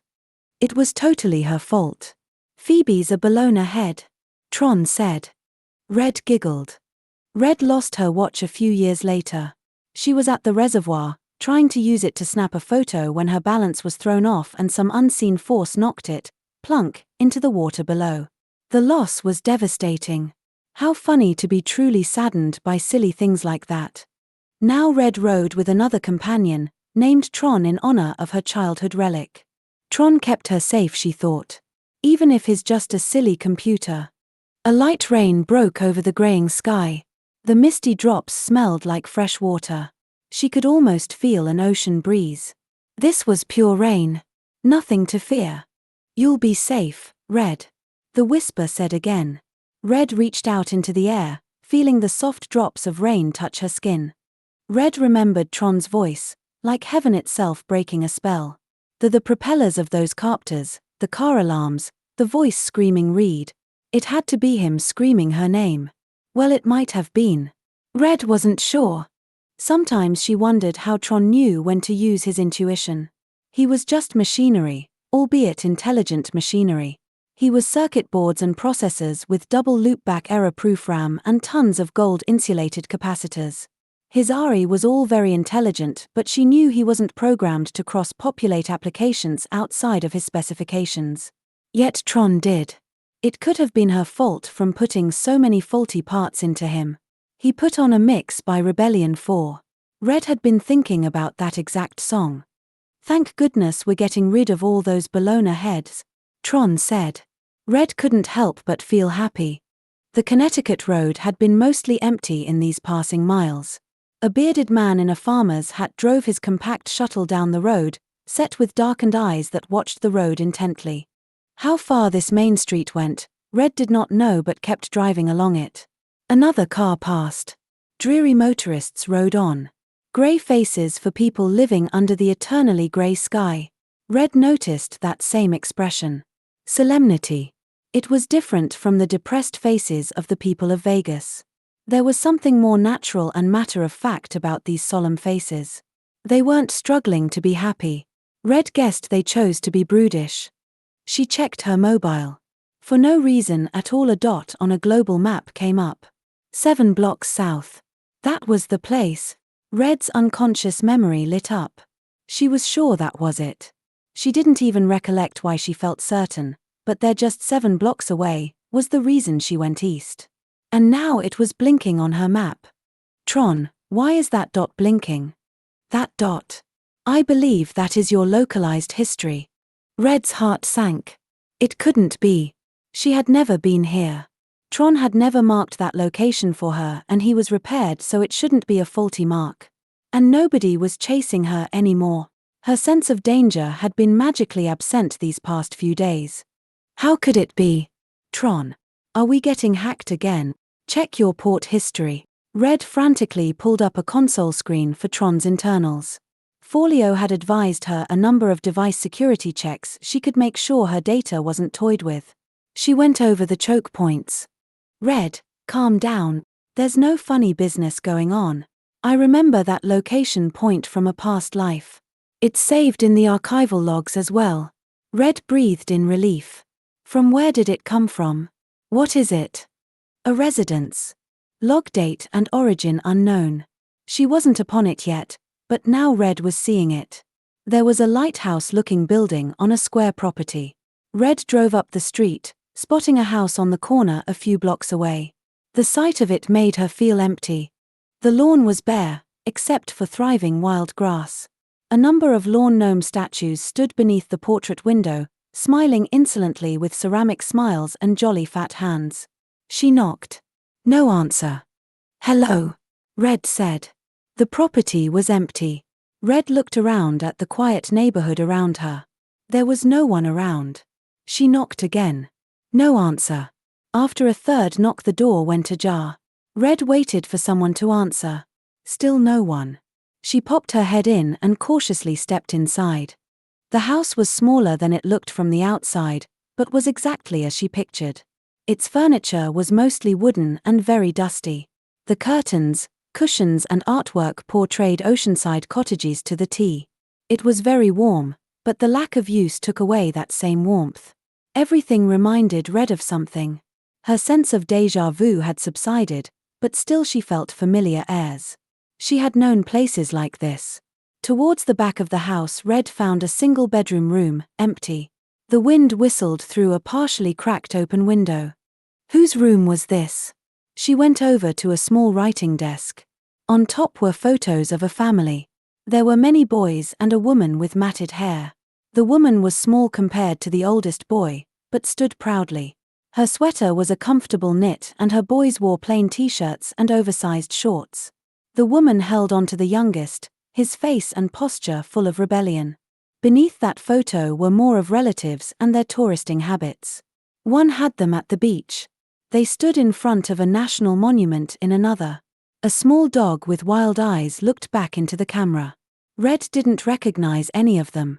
One girl could pass for a cousin, although her tastes in fashion were light years different. A copy of Castiglione's The Courtier sat beside the album, its pages worn at the corners. Red felt the center of the desk. The surface was polished smooth from constant use. Slightly lighter shades of wood grain sat where its owner must have rested their arms for long periods of time. Strands of thought passed through Red, imaginary the life that lived here. She imagined her Nana walking with her down this street on their way to the sands to build castles. She could almost vividly see her plastic bucket, fresh plastic smell, new from the store. "I'm Red, do you know me?" she said to the room. There was no answer, but of course Red didn't really expect one. She had hoped something besides the lull of the ocean would reply. The room remained quiet. A flock of geese quacked argumentatively outside. The soft sound of the wind ushered shush sounds as well. Then without warning the entire gaggle took to the sky, frantically giving off nervous honking as they scattered. The wind picked up like a fire truck siren and the front door to the small home thrust open, sending in a heavy blast of icy Connecticut air straight at Red. The wind howled inside that room. Red's heartbeat intensified as she saw what had just appeared. A tall, slender shadow stood in perfect symmetry against the blinding light pouring in from the doorway. Instantly Red knew it was the electric monsoon that had come. Deep purple sky rumbled in, changing the grey daylight into the familiar red hue. Red still could not see who was there. Her heartbeat rose. If this person wanted a fight, Red would be ready. She felt for her taser. She could feel her own temperature dropping. Just like when she met those shadow women. They were dangerous. Red could tell no human was a match for those powerful slender arms. The being at the door, it was one of them. Red was certain now. The woman stepped closer, slowly outstretching her hand. "I don't want to make contact with you," Red shouted. Her own hands were quivering. The woman seemed humid by the outburst. A faint smile appeared on her deeply shadowed face. What happened next Red wasn't sure how. She saw the polka dot blouse, the one from that night at the motel. It was on Red. She looked down at her own garments, only to see that delicate pattern on high-quality silk. And that shadow woman? Red watched the angular figure come closer as light from the faint antique lamps revealed her face. It was Red's own staring back, an emotionless Red staring back. It couldn't be her, and yet it was. Red was looking at herself, except she was Ray Lynn. The room flashed dark and light, revealing the motel from that night. Everything was a perfect imitation. But the Red before her was stern, unafraid. "I'm sure you're curious," the voice said. Her words coming in telepathically. "About who you are." Red shuddered. At what cost would her curiosity take? "No, I'm not curious," the Red in Ray Lynn's body shouted. Red could feel her muscles tightening, as though she were going to take extreme action. Something in her hands was loosening. That something was an overly heavy clutch purse and a bucket. She helplessly witnessed as it dropped to the ground. Casino tokens splashed out onto the ground, scattering everywhere. Neither girl budged, only stared at the other. Red could only gather small fragments from the quickly progressing moments. Inside of this body there was a calm and controlled passion that felt no sympathy for the living. Her eyes were heavy, unafraid to take life. She has killed before. The leather girl before her should be growing weak as she faces this emotionless face. The aura of death is a cold one to behold. Her past victims had seen the unseen within her as she pursued them, feeling only passion for the hunt. The once strong fists of her prey could only grip whatever items they had used to defend themselves with weakening strength as they glimpsed the reaper before them. It was as if their life force was succumbing to her own. She could feel the strength passing from prey into predator. Leather Girl was losing the battle for her life. "Well, you should be," the doppelganger said as she moved with the quickness of lightning. A spark of shock came over polka-dotted red. She blinked. Something changed. Her power. Was it a different girl? The one before her had a full spirit, more full than anything she had witnessed. It was radiant and felt like burning fire. She wanted to give a shout of shock, but there wasn't enough time. Had a mirror been placed in front of her? The reaper that was within her now looked back with all of her dangerous thoughts sent back at her. Red was breathless as she escaped the vision. She felt the vision escape her lungs. The motel scene was gone. Deep light pouring in from the doorway receded as Red's doppelganger stepped backwards into the blinding light. The small front door gently closed, taking the icy Connecticut winds with it. The room appeared untouched as though no wind had blown in. There were no coins scattered on the ground and she was again wearing her synthetic leather gear. It was as though the woman had not been there at all, aside from one detail. A letter lay on the desk. It was placed atop the photos she had been browsing. The note was a miniature sheet of yellowed stationery that read, "Please come back, Red. Love. Flit." Red laughed. That wasn't his handwriting. He always had the handwriting of a doctor, but all the same Red lost her fear. That letter, just like the visit from moments ago, wasn't the threat. Whether the visitor just now was a demonic clone or even just an illusion, it mattered absolutely not. Red ran outside the door, anxious to catch sight of the woman. Outside the door the Connecticut town stood in complete silence. Billows of violet cloud receded and shrank into the western sky. Not even a dog barked. Red ran over to Jiltron and drove in the direction of the fading clouds. She passed all of the sleepy houses with a speed faster than she had arrived. Little splintered wooden fences blended into the berry brambles and wild flowers like a light grey line of color. Jiltron was the loudest thing on the road, humming full force, riding towards the speed of sound. Was this clarity Red was feeling? She would go back to Vegas and see Flit. Her chest beat with excitement, ready to do something for the first time in ages with complete clarity. The woman, Ray Lynn, she was no threat to Red. The vision might have been only a vision. Or had something changed? There wouldn't be any Ray Lynn anymore. Red watched with open eyes as timelines converged and readjusted. She could see Ray Lynn boarding a plane set for Tokyo, Nepal, the Czech Republic, Nome, Alaska, a coffin entering the cargo bay. The boarding pass in her hand read the same date, August 15th. It didn't matter. The past was temporal. The mission had failed, or been delayed. It was a mission. Red didn't need to worry who would replace her. Her mind lit up with the image of her doppelganger staring back with fierce eyes. The sky was changing colors into the red hues. Red could feel the storm overhead in her veins. Her blood vessels pumped with electric passion and her capillaries breathed in oxygen like the cells in plants. She felt every cell alive. She felt the storm inside her. Jiltron sped faster. Red could see the road before her. She could see what it was going to be like. Every passing moment seemed to slow down. She could time her turns to accept every curvature.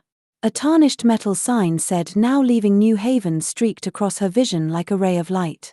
She could still read every letter. The road was going to diverge in a few miles.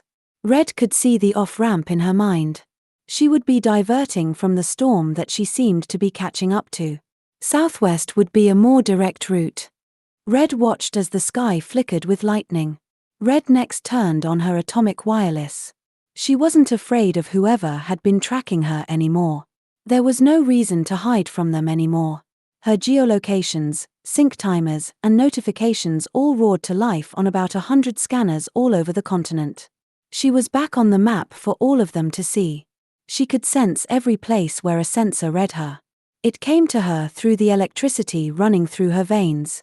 Red dictated a message to send. Dharma, if you're around, let me help you understand why these clouds are making people feel so tired. Red. She sent the message. At that instant, electric light, like the sparks so common in her dreams, sparked up from where her bike touched asphalt. The energy collected around the metal of her bike as it engulfed her. She could feel clouds forming up around her wheels, lifting Jiltron inches off the ground.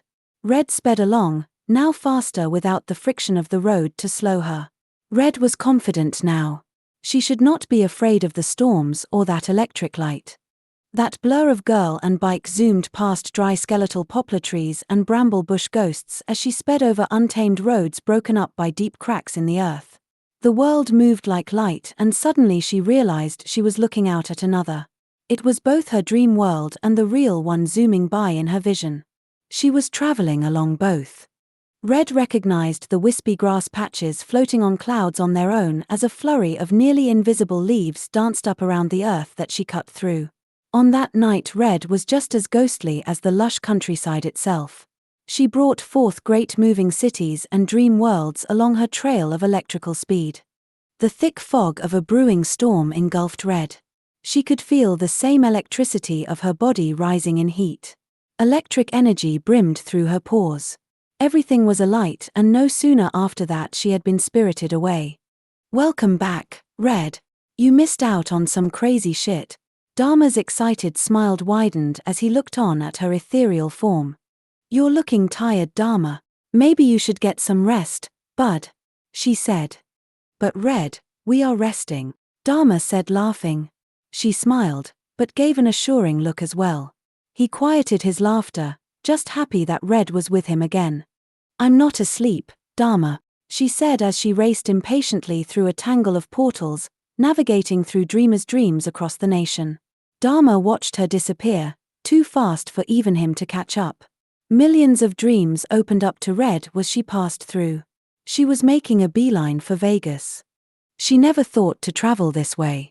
It made not a whole lot of sense how she was able to, but there she was going lighting fast, speeding along a highway of thoughts. You exist, a girl shouted. A close friend joined in too, both repeating the phrase, you exist. They clutched hands tighter and said it once more. There was a whole group of them along this stream. Red stayed silent, moving quickly. She wanted to laugh, recognizing the guy from the bar who gave her the alien keychain. What did they think she was? I'm just a special agent, manipulating your dreams, Red shouted. Don't give me another thought. She rode faster, needing to get to Vegas. No distractions. But the world must be enlightened about you. You exist. A scraggly-haired man shouted. More voices joined in words, encouraging the others to call out. They grew louder with their chants. We've watched the skies. You exist. They were energetic, jumping and waving. You're not the dream monster. You aren't. They were adamant now, clinging tight to Red's electric stream. How did they learn to grab onto an electric stream like that? Red wondered. They struggled to follow, jumping into the stream as Red rode on. Still, the pure electric Jiltron was much too fast to be caught up to. The small group of storm chasers grew small in the distance. Jiltron looked ahead at the heavy dark patch of sky. Vegas was coming nearer. Violet clouds with deep crimson centers enumerated across the entire area. The cloud masses were massive, and it looked like an endless number of them. They were converging at the center of the great state. Red needed a portal. She could see the twists and turns of familiar buildings rise into the sky like brave skyscrapers facing the storm. The earth teemed with brilliantly lit beads of light down below. Red flung her arms outward as she chose a spot on the earth to land. She pulled with all her energy from the ground a stream of electric light as it zoomed up at her with instantaneous connection. And then she fell down along its electric path. She fell gracefully to earth on an elevator of light. Faster she dove until she reached the ground with a burst of feeling. Red let loose an electric blast, shattering the impact with pure electric light. To the outside world it appeared to be a blast of lightning. But to Red, she only saw herself materialize on a road about 5 miles from downtown Clark. In the distance, the electric haze was already glowing thick along the violet cloud cover. Tiny flaming pieces of debris rained from the atmosphere, most made tiny explosions midair where militia ships defended. There was still time. 41. The Arm Blaster. Ships took all positions in the sky, hammering shots into space. Phaser blast kissed wreckage. On one street corner, a live broadcast of Evelyn Crimson ran. There are a number of shelters still open. The 5th Street warehouse is at half capacity. Ms. Crimson's throat was hoarse from shouting. Sahara Lane and Piedmont have openings. I will add more as we get news. Please, if you can, please find a safe space. Please find one storm-worthy if you can. The sky was alight with fire. A hurtling piece of ship sailed downward, approaching a nearby hotel. As it reached the crown of the building, a phaser blast from above made contact, disintegrating the scrap but creating an explosion wave that attacked the corner of the building. Large stone segments fell down onto the street below. Red raced on Jiltron towards Liana, hoping she would find Flit there. The front entrance was boarded up, but there was another doorway around the side where a ground-level shop was connected. 2 shop owners aimed long-ranged phaser guns as she entered. A bit avant-garde, aren't we? The owner said as he eyed Red's black outfit, still giving off tiny sparks of residual electric light. Well, I should say so. What kind of fabulous get-up is that? God, I would pay handsomely for something that wild, the second owner said. They giggled as they clinked cordial glasses and sipped on bubble brandy. I'm a little busy right now, Red said. Well, it's a tough night, but also one that could really help a girl out who braves this storm, the main owner said. Red had spoken to him rarely, only because he had usually been caught up in his own affairs. He was a prim fellow who went by the name Squall. In fact, I've been hearing so much about you lately. So much that there is someone here right now who wants to see you. His co-owner of the shop was more femme, with thick arms and an affinity for large-shouldered business tops. Her name was Fee. He wants to pay handsomely, Red, Fee said while taking a large sip of the brandy. They both giggled again to each other, clearly feeling tipsy. I wish I could help you out, beautifuls, but I haven't got all night, Red said. She stroked the curl of Fee's brow. A lovely little mess tonight then? Squall asked. Well, he left his calling card for you. Fee handed the digital card to Red as she tucked it away in her pocket. The duo clinked glasses again. Such good brandy, Squall said. Have either of you seen Mr. Gray lately? Red asked. The shop owners did know Liana well and kept track decently when they weren't in spirited moods like the one they were going on about tonight. Oh, Mr. Flitwick, Fee mimicked. No. Not lately. Not lately, Squall added. Oh wait, he did leave this stripogram for you. Red quickly pressed play. Flit's depressed eyes looked into the video. Red, if we get separated, will you think of me? I heard about your escape. I go to Hayford Peak every now and again, hoping you might show up. Don't worry, I like being there. There's something very beautiful about that place. Flit's expression changed into a smile. He was always thinking of that doe-eyed girl with the heart wouldn't stay still. Tron burst out laughing in the comlink. Did you whip him or what? Red quickly shut off the video message. Tron, shut up. Okay, but I've got some bad news and some badder news for you. Tron brought up a holographic screen on the comlink. Did you have a back-ordered ZX processor? No. Well, it seems I have a Mike M. Getcha saying he's gonna pick up in 10 minutes. I don't know anyone by that name. Tron, you've been with me all this time. You should know we haven't put any orders. Yeah, well, the order just popped up. So there's more bad news. Yeah, it looks like your caller, the one whose card you just put in your pocket, is also on his way to meet you. Oh, and convenient. They're both named Mike M. Getcha. Red pulled the card out quickly. Engraved in the hard plastic was the image of an eye with 3 prongs on top and 1 on the bottom. And look, that man heading this way, right? Something inside the card gave off a high-frequency shriek as it burned hot to the touch and short-circuited. Ha ha, the forecast will be partly cloudy in the east. Tron said in a suddenly very different tone. And mild death showers downtown. Stay tuned for the obituaries brought to you by this season's trending app, Brofess. You're non-stop. Tron's comlink channel was fading out and in. And it looks like your guest is here. He's the one and only. Drum roll please. The door slammed opened, surprising Squall, Fee, and Red. In the entrance stood an older, rugged-jawed gentleman with large forearms and a scar across his cheek. The right arm was much larger than the other. You got my package, girl? He spoke directly to Red. She quietly whispered to Tron, Tron, scan this guy for weapons.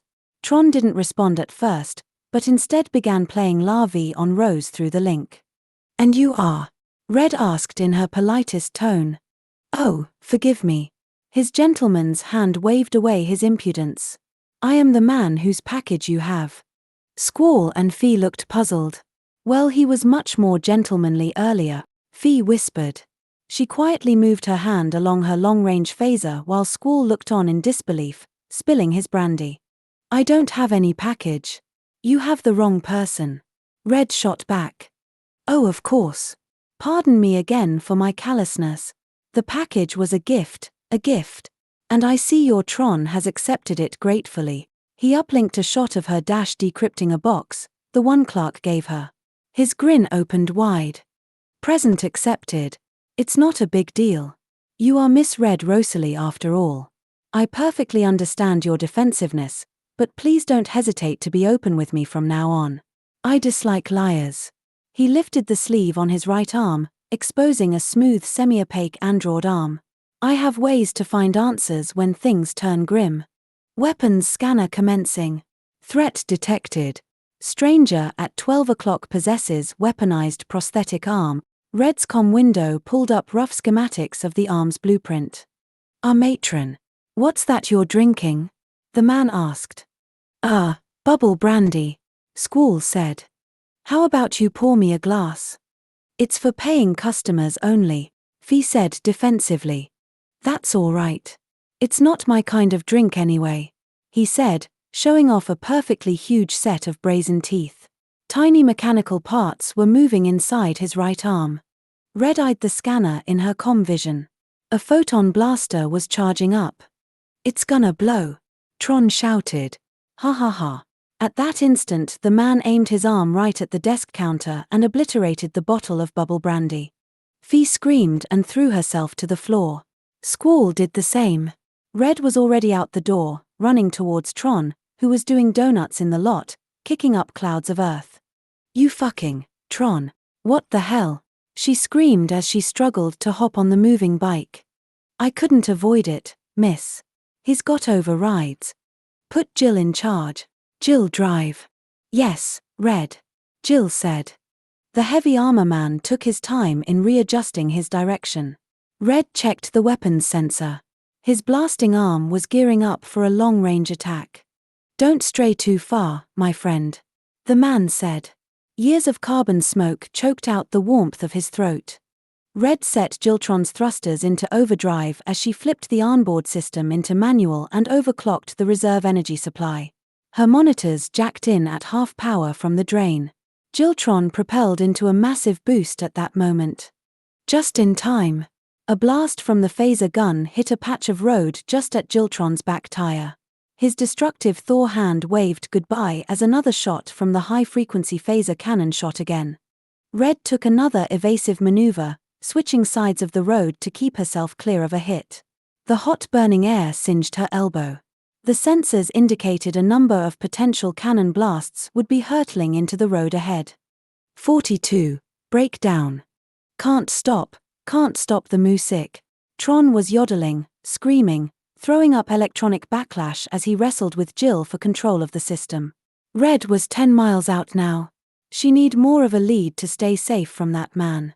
He had her logged and there was no doubt he was making his way towards her at that very moment. Preparing to release fuel hatch, Tron shouted. No you don't. Red flipped open the power circuit and pulled the plug on one of Tron's main onboard controls. As a reflex, the bike's hover capabilities spun into manual, popping the two tires into vertical position as rubber hit the pavement and the bike spun in classic bike mode. Jill went quiet from the transition as well, but the bike rode on now completely manual. The engine's overclocked thrusters went cold, but the bike moved well enough without. Red was out of sight. After a few seconds, Red flipped the onboard back. Now loading Tron OS. She needed Folio's help. If Tron kept acting up, he was going to get her killed. She checked the distance to Folio's. Nearly 50 km away. Heavens only knew what Mike the photon arm was doing. She pulled up a screen still from her visual feed. There was the guy. His face was scarred with a deep line across the side that extended down along his neck. On the weapon scanner, a reference list of various parts and upgrades to his arm gun showed up. They were all generic names and unregistered components. Then Red noticed a signature. Folio Esperata. That was her Folio Esperata. Hey Red. I'm not feeling myself today, Tron said. It seems like a good opportunity to say I'm coming apart at the seams. Could you tell? Tron overrode the onboard navigation to unhook the brakes. Red quickly pulled the dash power connection again, resetting him. The road was quiet again as her screen read now loading Tron OS. The power on the bike dimmed, the speed of the bike took a hit. Red was still miles from anything remotely urban. Beb, I'm going down, Tron said as the screen blacked out completely. Next the bike's engine slowed gradually and resisted as it passed through muddy road. The wet flooded earth resisted the bike until it became immobile inches deep in water. Red watched the light rail pass. There was nothing but highway and parallel light rail track. Crack. A splash of electricity jolted through the sky and smashed into a deep nearby pool of water. Fountains of water splashed into the air. The electric clouds moved like snakes, quickly circling and positioning their maroon puffs lower to the earth. The occurrence of electric sparks increased as the clouds lowered slowly over top of her. Beside Red was a badly damaged motel sign. Next to it an abandoned lodging. She had no choice. Red threw the now defunct bike into neutral, now desperate to get out of sight as she parked Tron behind the L-shaped structure and checked for an unlocked door. No use. Using her shoulder she battered a door with a weak door jamb. Abandoned. It hadn't been used in years. The patter of rain fell through the roof and there was nobody around. Red felt tired. Suddenly she felt as though she couldn't stand. Had she been drugged again? Her hands felt numb and her legs too. Slowly she leaned on the bed, feeling her energy fade. A vision of the right-armed guy came to her mind. She needed a plan, but her body was giving in. How good were his senses? What did it matter now? Red could hear the storm was kicking in, getting louder, making her more tired. That calling card, when it flashed. That must have released the roofie. An electromagnetic pulse that tripped her neurons into releasing some chemical agent in her body. The burst of clarity was all too late. Red could hear a low-profile bike tearing up the flooded desert. Its motor like an industrial load-bearing rig. It had to be him pulling up next to Jiltron. Get up, Red, she said to herself. Red envisioned herself slapping her own face awake. The motor stayed on, then shut off. Lighting crept along the skyline like a jagged animated storefront sign. Semi-permanent light indentations impressed their glow against the almost fog-like cloud cover. The earth was aglow in momentary fragments of daylight. The rider was coming this way. He was in the doorway, gazing at her on the bed, half conscious. He was paralyzed, laying half entranced, unable to move her mind into a dreamer state. Her half-parted eyes looking up at the ceiling, blurred, unable to comprehend. He walked over to her, his thick heavy leather pants tugged at his massive thighs. They could make a dent in the wall if they wanted. She could turn her head just slightly. Folio. Who is Folio? She asked weakly. The scanner signature burned strongly into her mind. The man kneeled on the broken mattress. Just a contact, my dear. He gently caressed her mudded hair, his robotic right arm's movement supported his large mass as it leaned over her. You've been played, my dear. Who are you really, Mike? She was slurring. I am just a friend of Clark. He said. His belt buckle dangled oppressively against Red's body. Just a friend of Clark. He cherished the moment, using one hand to pin the paralyzed girl to the bed as he caressed Red's face with his right arm, heating up the phaser and placing its open end straight at her mouth. Strings of electric light slowly crept into the dark, decaying motel room, unnoticeably creeping in like invisible spiders carrying tiny webs of light. The storm was everywhere, like the deathly fog from shipwreck stories. Tiny electric fibers crept closer to Red as she unconsciously absorbed the invisible filaments soaking into her. She was slowly fading away into that dreamer state. She was still a useless vessel on the bed. A strikingly tall, bulbous-headed woman watched the scene with intrigue. "This man is a friend," she asked herself. "Oh, young one, why do you run so?" The woman in the doorway moved closer towards the sleeping Red and this mic. Red, now a dreamer, looked over at Clark City from the tallest tower she could find.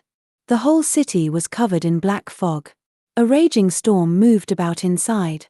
Where was her physical body, she wondered. Militia ships shot down into the fog, battling an overpowering shower of falling debris. The sky was alight in blurred-out weapon fire. "Tell me, why do you pursue?" the woman asked Mike through a voice in his mind. He was caught blindsided and spun around. There was no one. Just him, Red, and the wind blowing inward. He turned back to his savored prey. The shadow woman's face stared back at him, her hungry eyes dark and hungry. He froze. "Well, what's your answer?" She's dangerous." He was frozen, fearful of where her words came from. Stared where was her mouth. She had the silhouette of a spindly woman, eyes fired up like radium. Her long thin arms, and their capable grip. She instantly grabbed hold of his mechanical arm and crumpled it like a soda can. The military-grade alloy no more a threat than crumpled paper. He couldn't hold his gaze at the woman.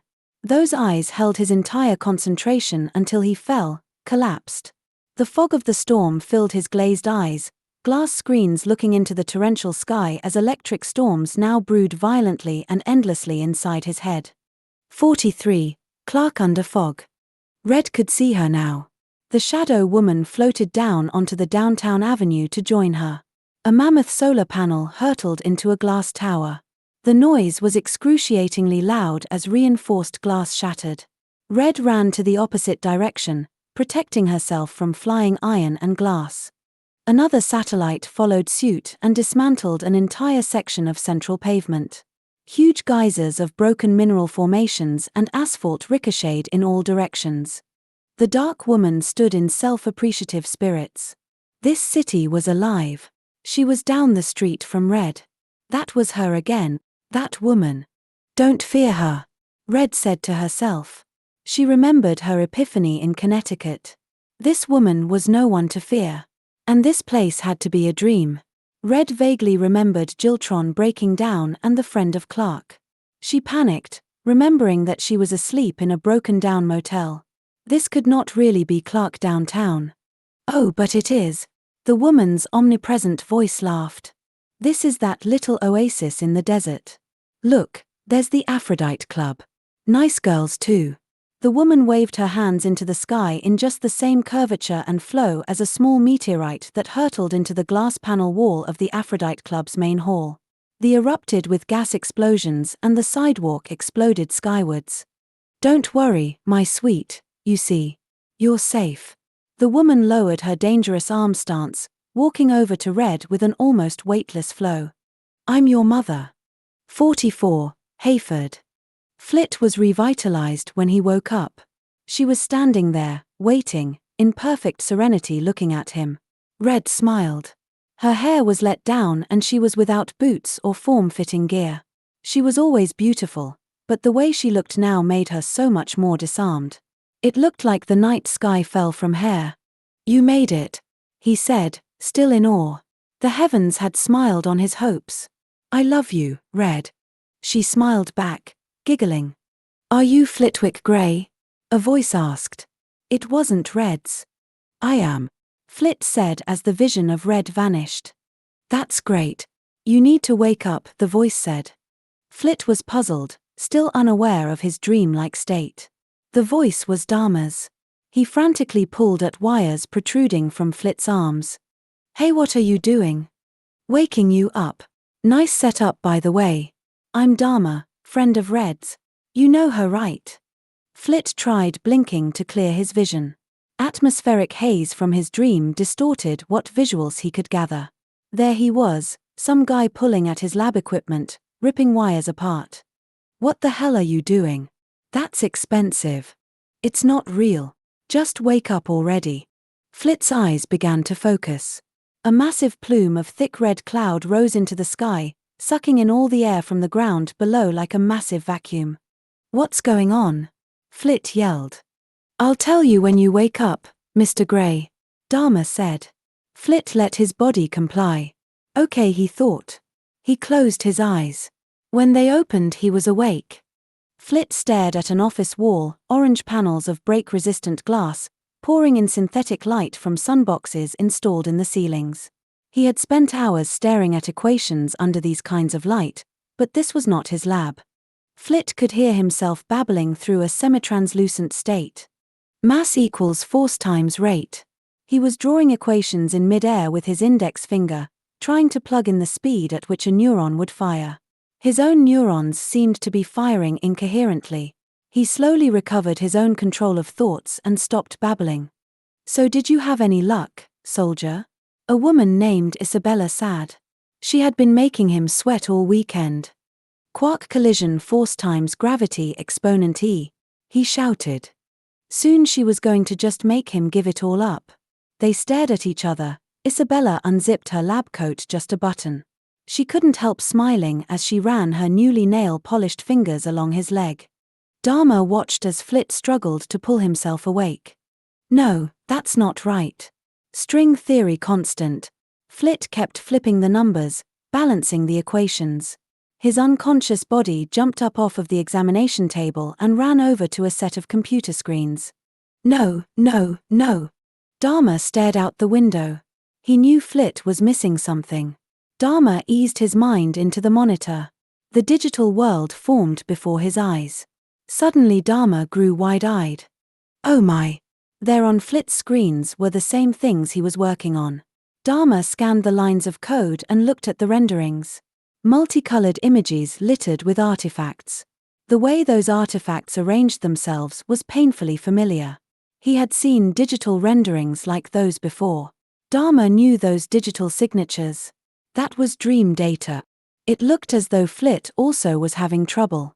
Dharma checked on Flit's mind. He was looking at a metaphorical white box with the words "the answer" written over top. Dharma knew it would be the solution he too had been dying to solve. This codec, it just might actually plug in correctly, Dharma thought as he slowly moved lines of code around in place. A picture on the screen, a series of synaptic signals from a 30-second stretch of a human test subject flickered. Looking over at the notes, the target image was a gold emblem. On the screen all Flit could see was a faint outline like a stick figure mesh. So far he had only been able to decipher textures like clips of material clothing. No rhyme or reason, just fragments of color. If only he could combine their works. The power went out on Dharma's vision. He could hear the flow of electricity in his mind unplugging. Fuses were shutting down. Dharma woke up. He was looking up at the ceiling of a hospital wing. "No," he shouted. He looked down at his arms. They were bound to the bed by psychiatric ties. "Hey!" Dharma yelled. "Oh, you're awake," a jovial man said to him. "We were worried you'd relapse." Why am I here?" "You'd been falling into a coma, kid." "Can I leave then?" "Sure, I can let you out. Just don't leave the facility." "Fuck." Dharma tried to hold his lip. "I'll go tell the other nurses to update your status. So glad you woke up, man." A nurse came by. "Want extra pudding?" No thanks," Dharma said as he got up and quickly went down the hall. In a nearby room one of the other patients worked on a painting. The image was of a black cube with green sides. "That's really dark," Dharma said. "Thanks," she said. "It's supposed to be a dream I had." She held the brush with her teeth as she squeezed more black paint onto her palette. "What's up with you?"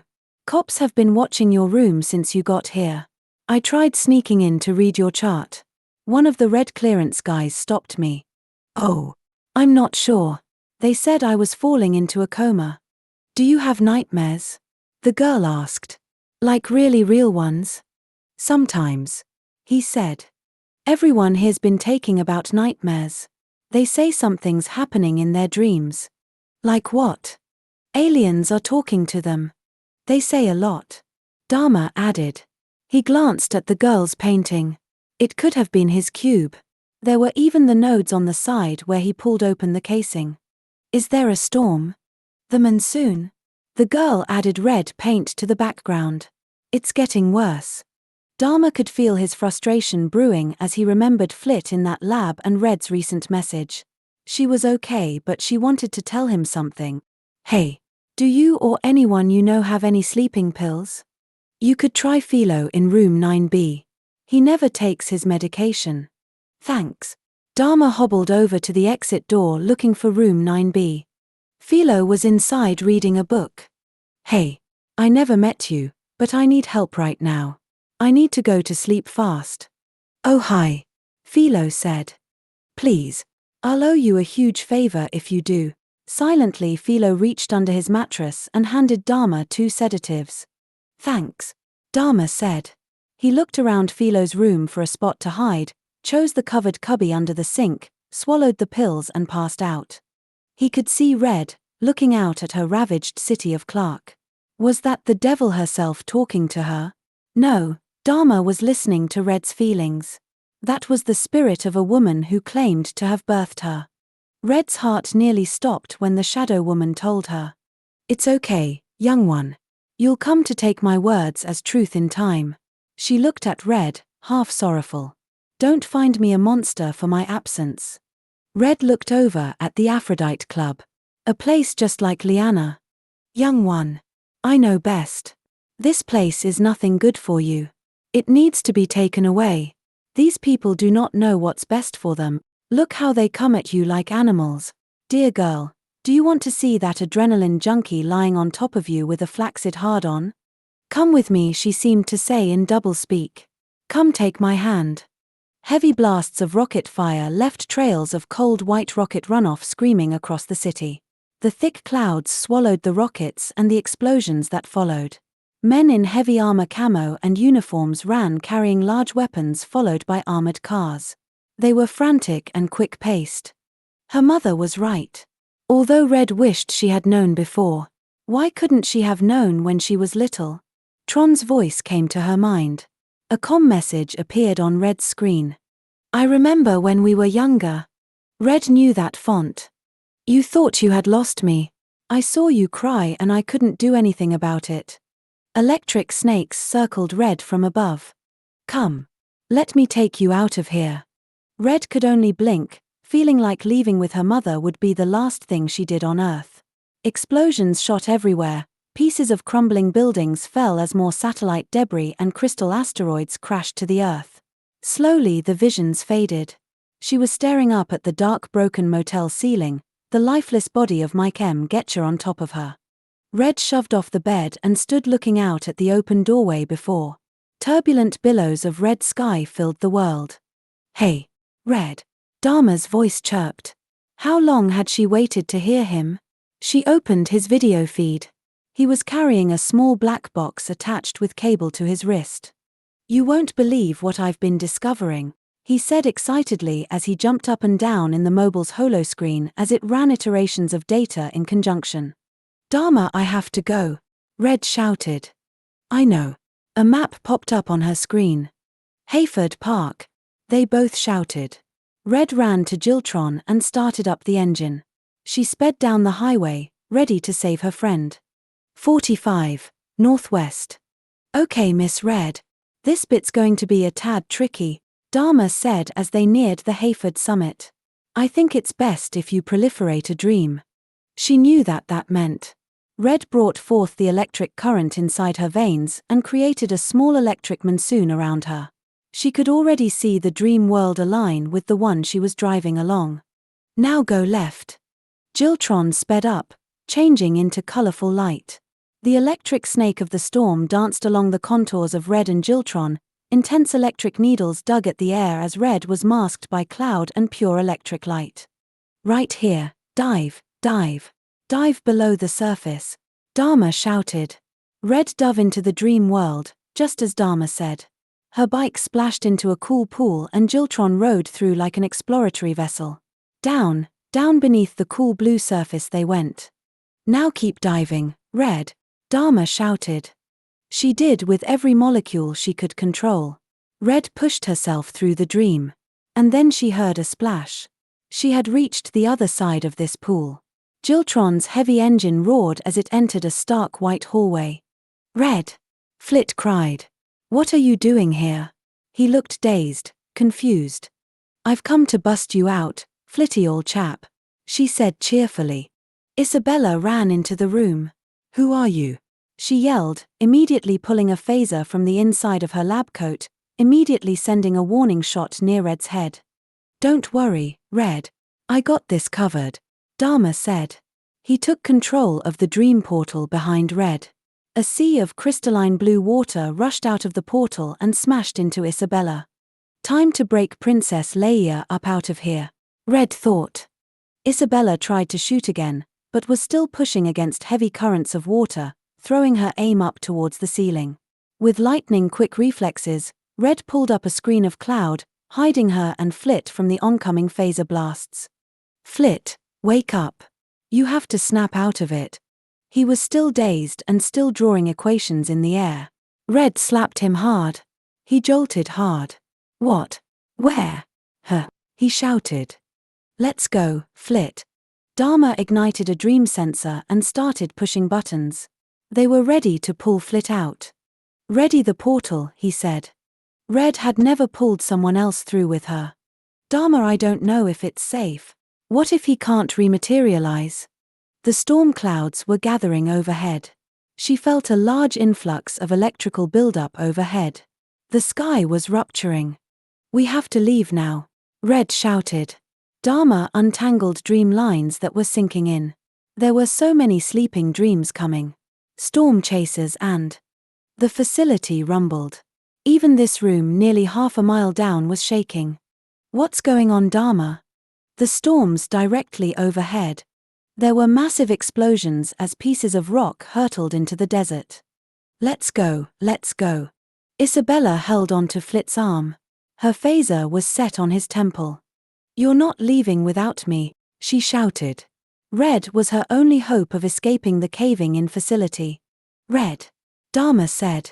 She needs you.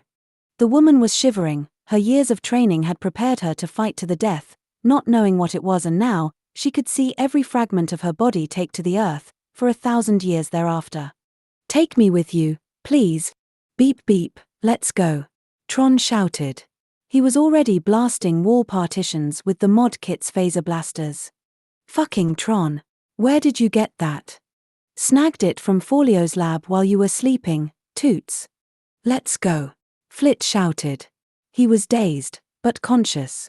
Tubes were still lodged in his wrists. They escaped through the loading dock. The place had activated a defensive mode, now towering high, as tall as any hotel on the Strip. Its curvaceous exterior was smooth and pearl white. At its top, turrets hammered at the air, shooting down crystal missiles as they rained in an endless barrage, sinking megaton punches at the building's sides. Every projectile blast was being aimed. Nuclear mini-bombs were being sent up to the atmosphere, clearing whole groups of crystal asteroids. But there was an endless number more that directed their trajectories down onto the Earth. We have to get out of here, Red shouted. Isabella had run off to join some men in uniform. They threw her a gun. She, for a brief moment, turned to give Red one last wink as she threw up her pistol high to the sky. Flit, grab on, grab on. She pulled him.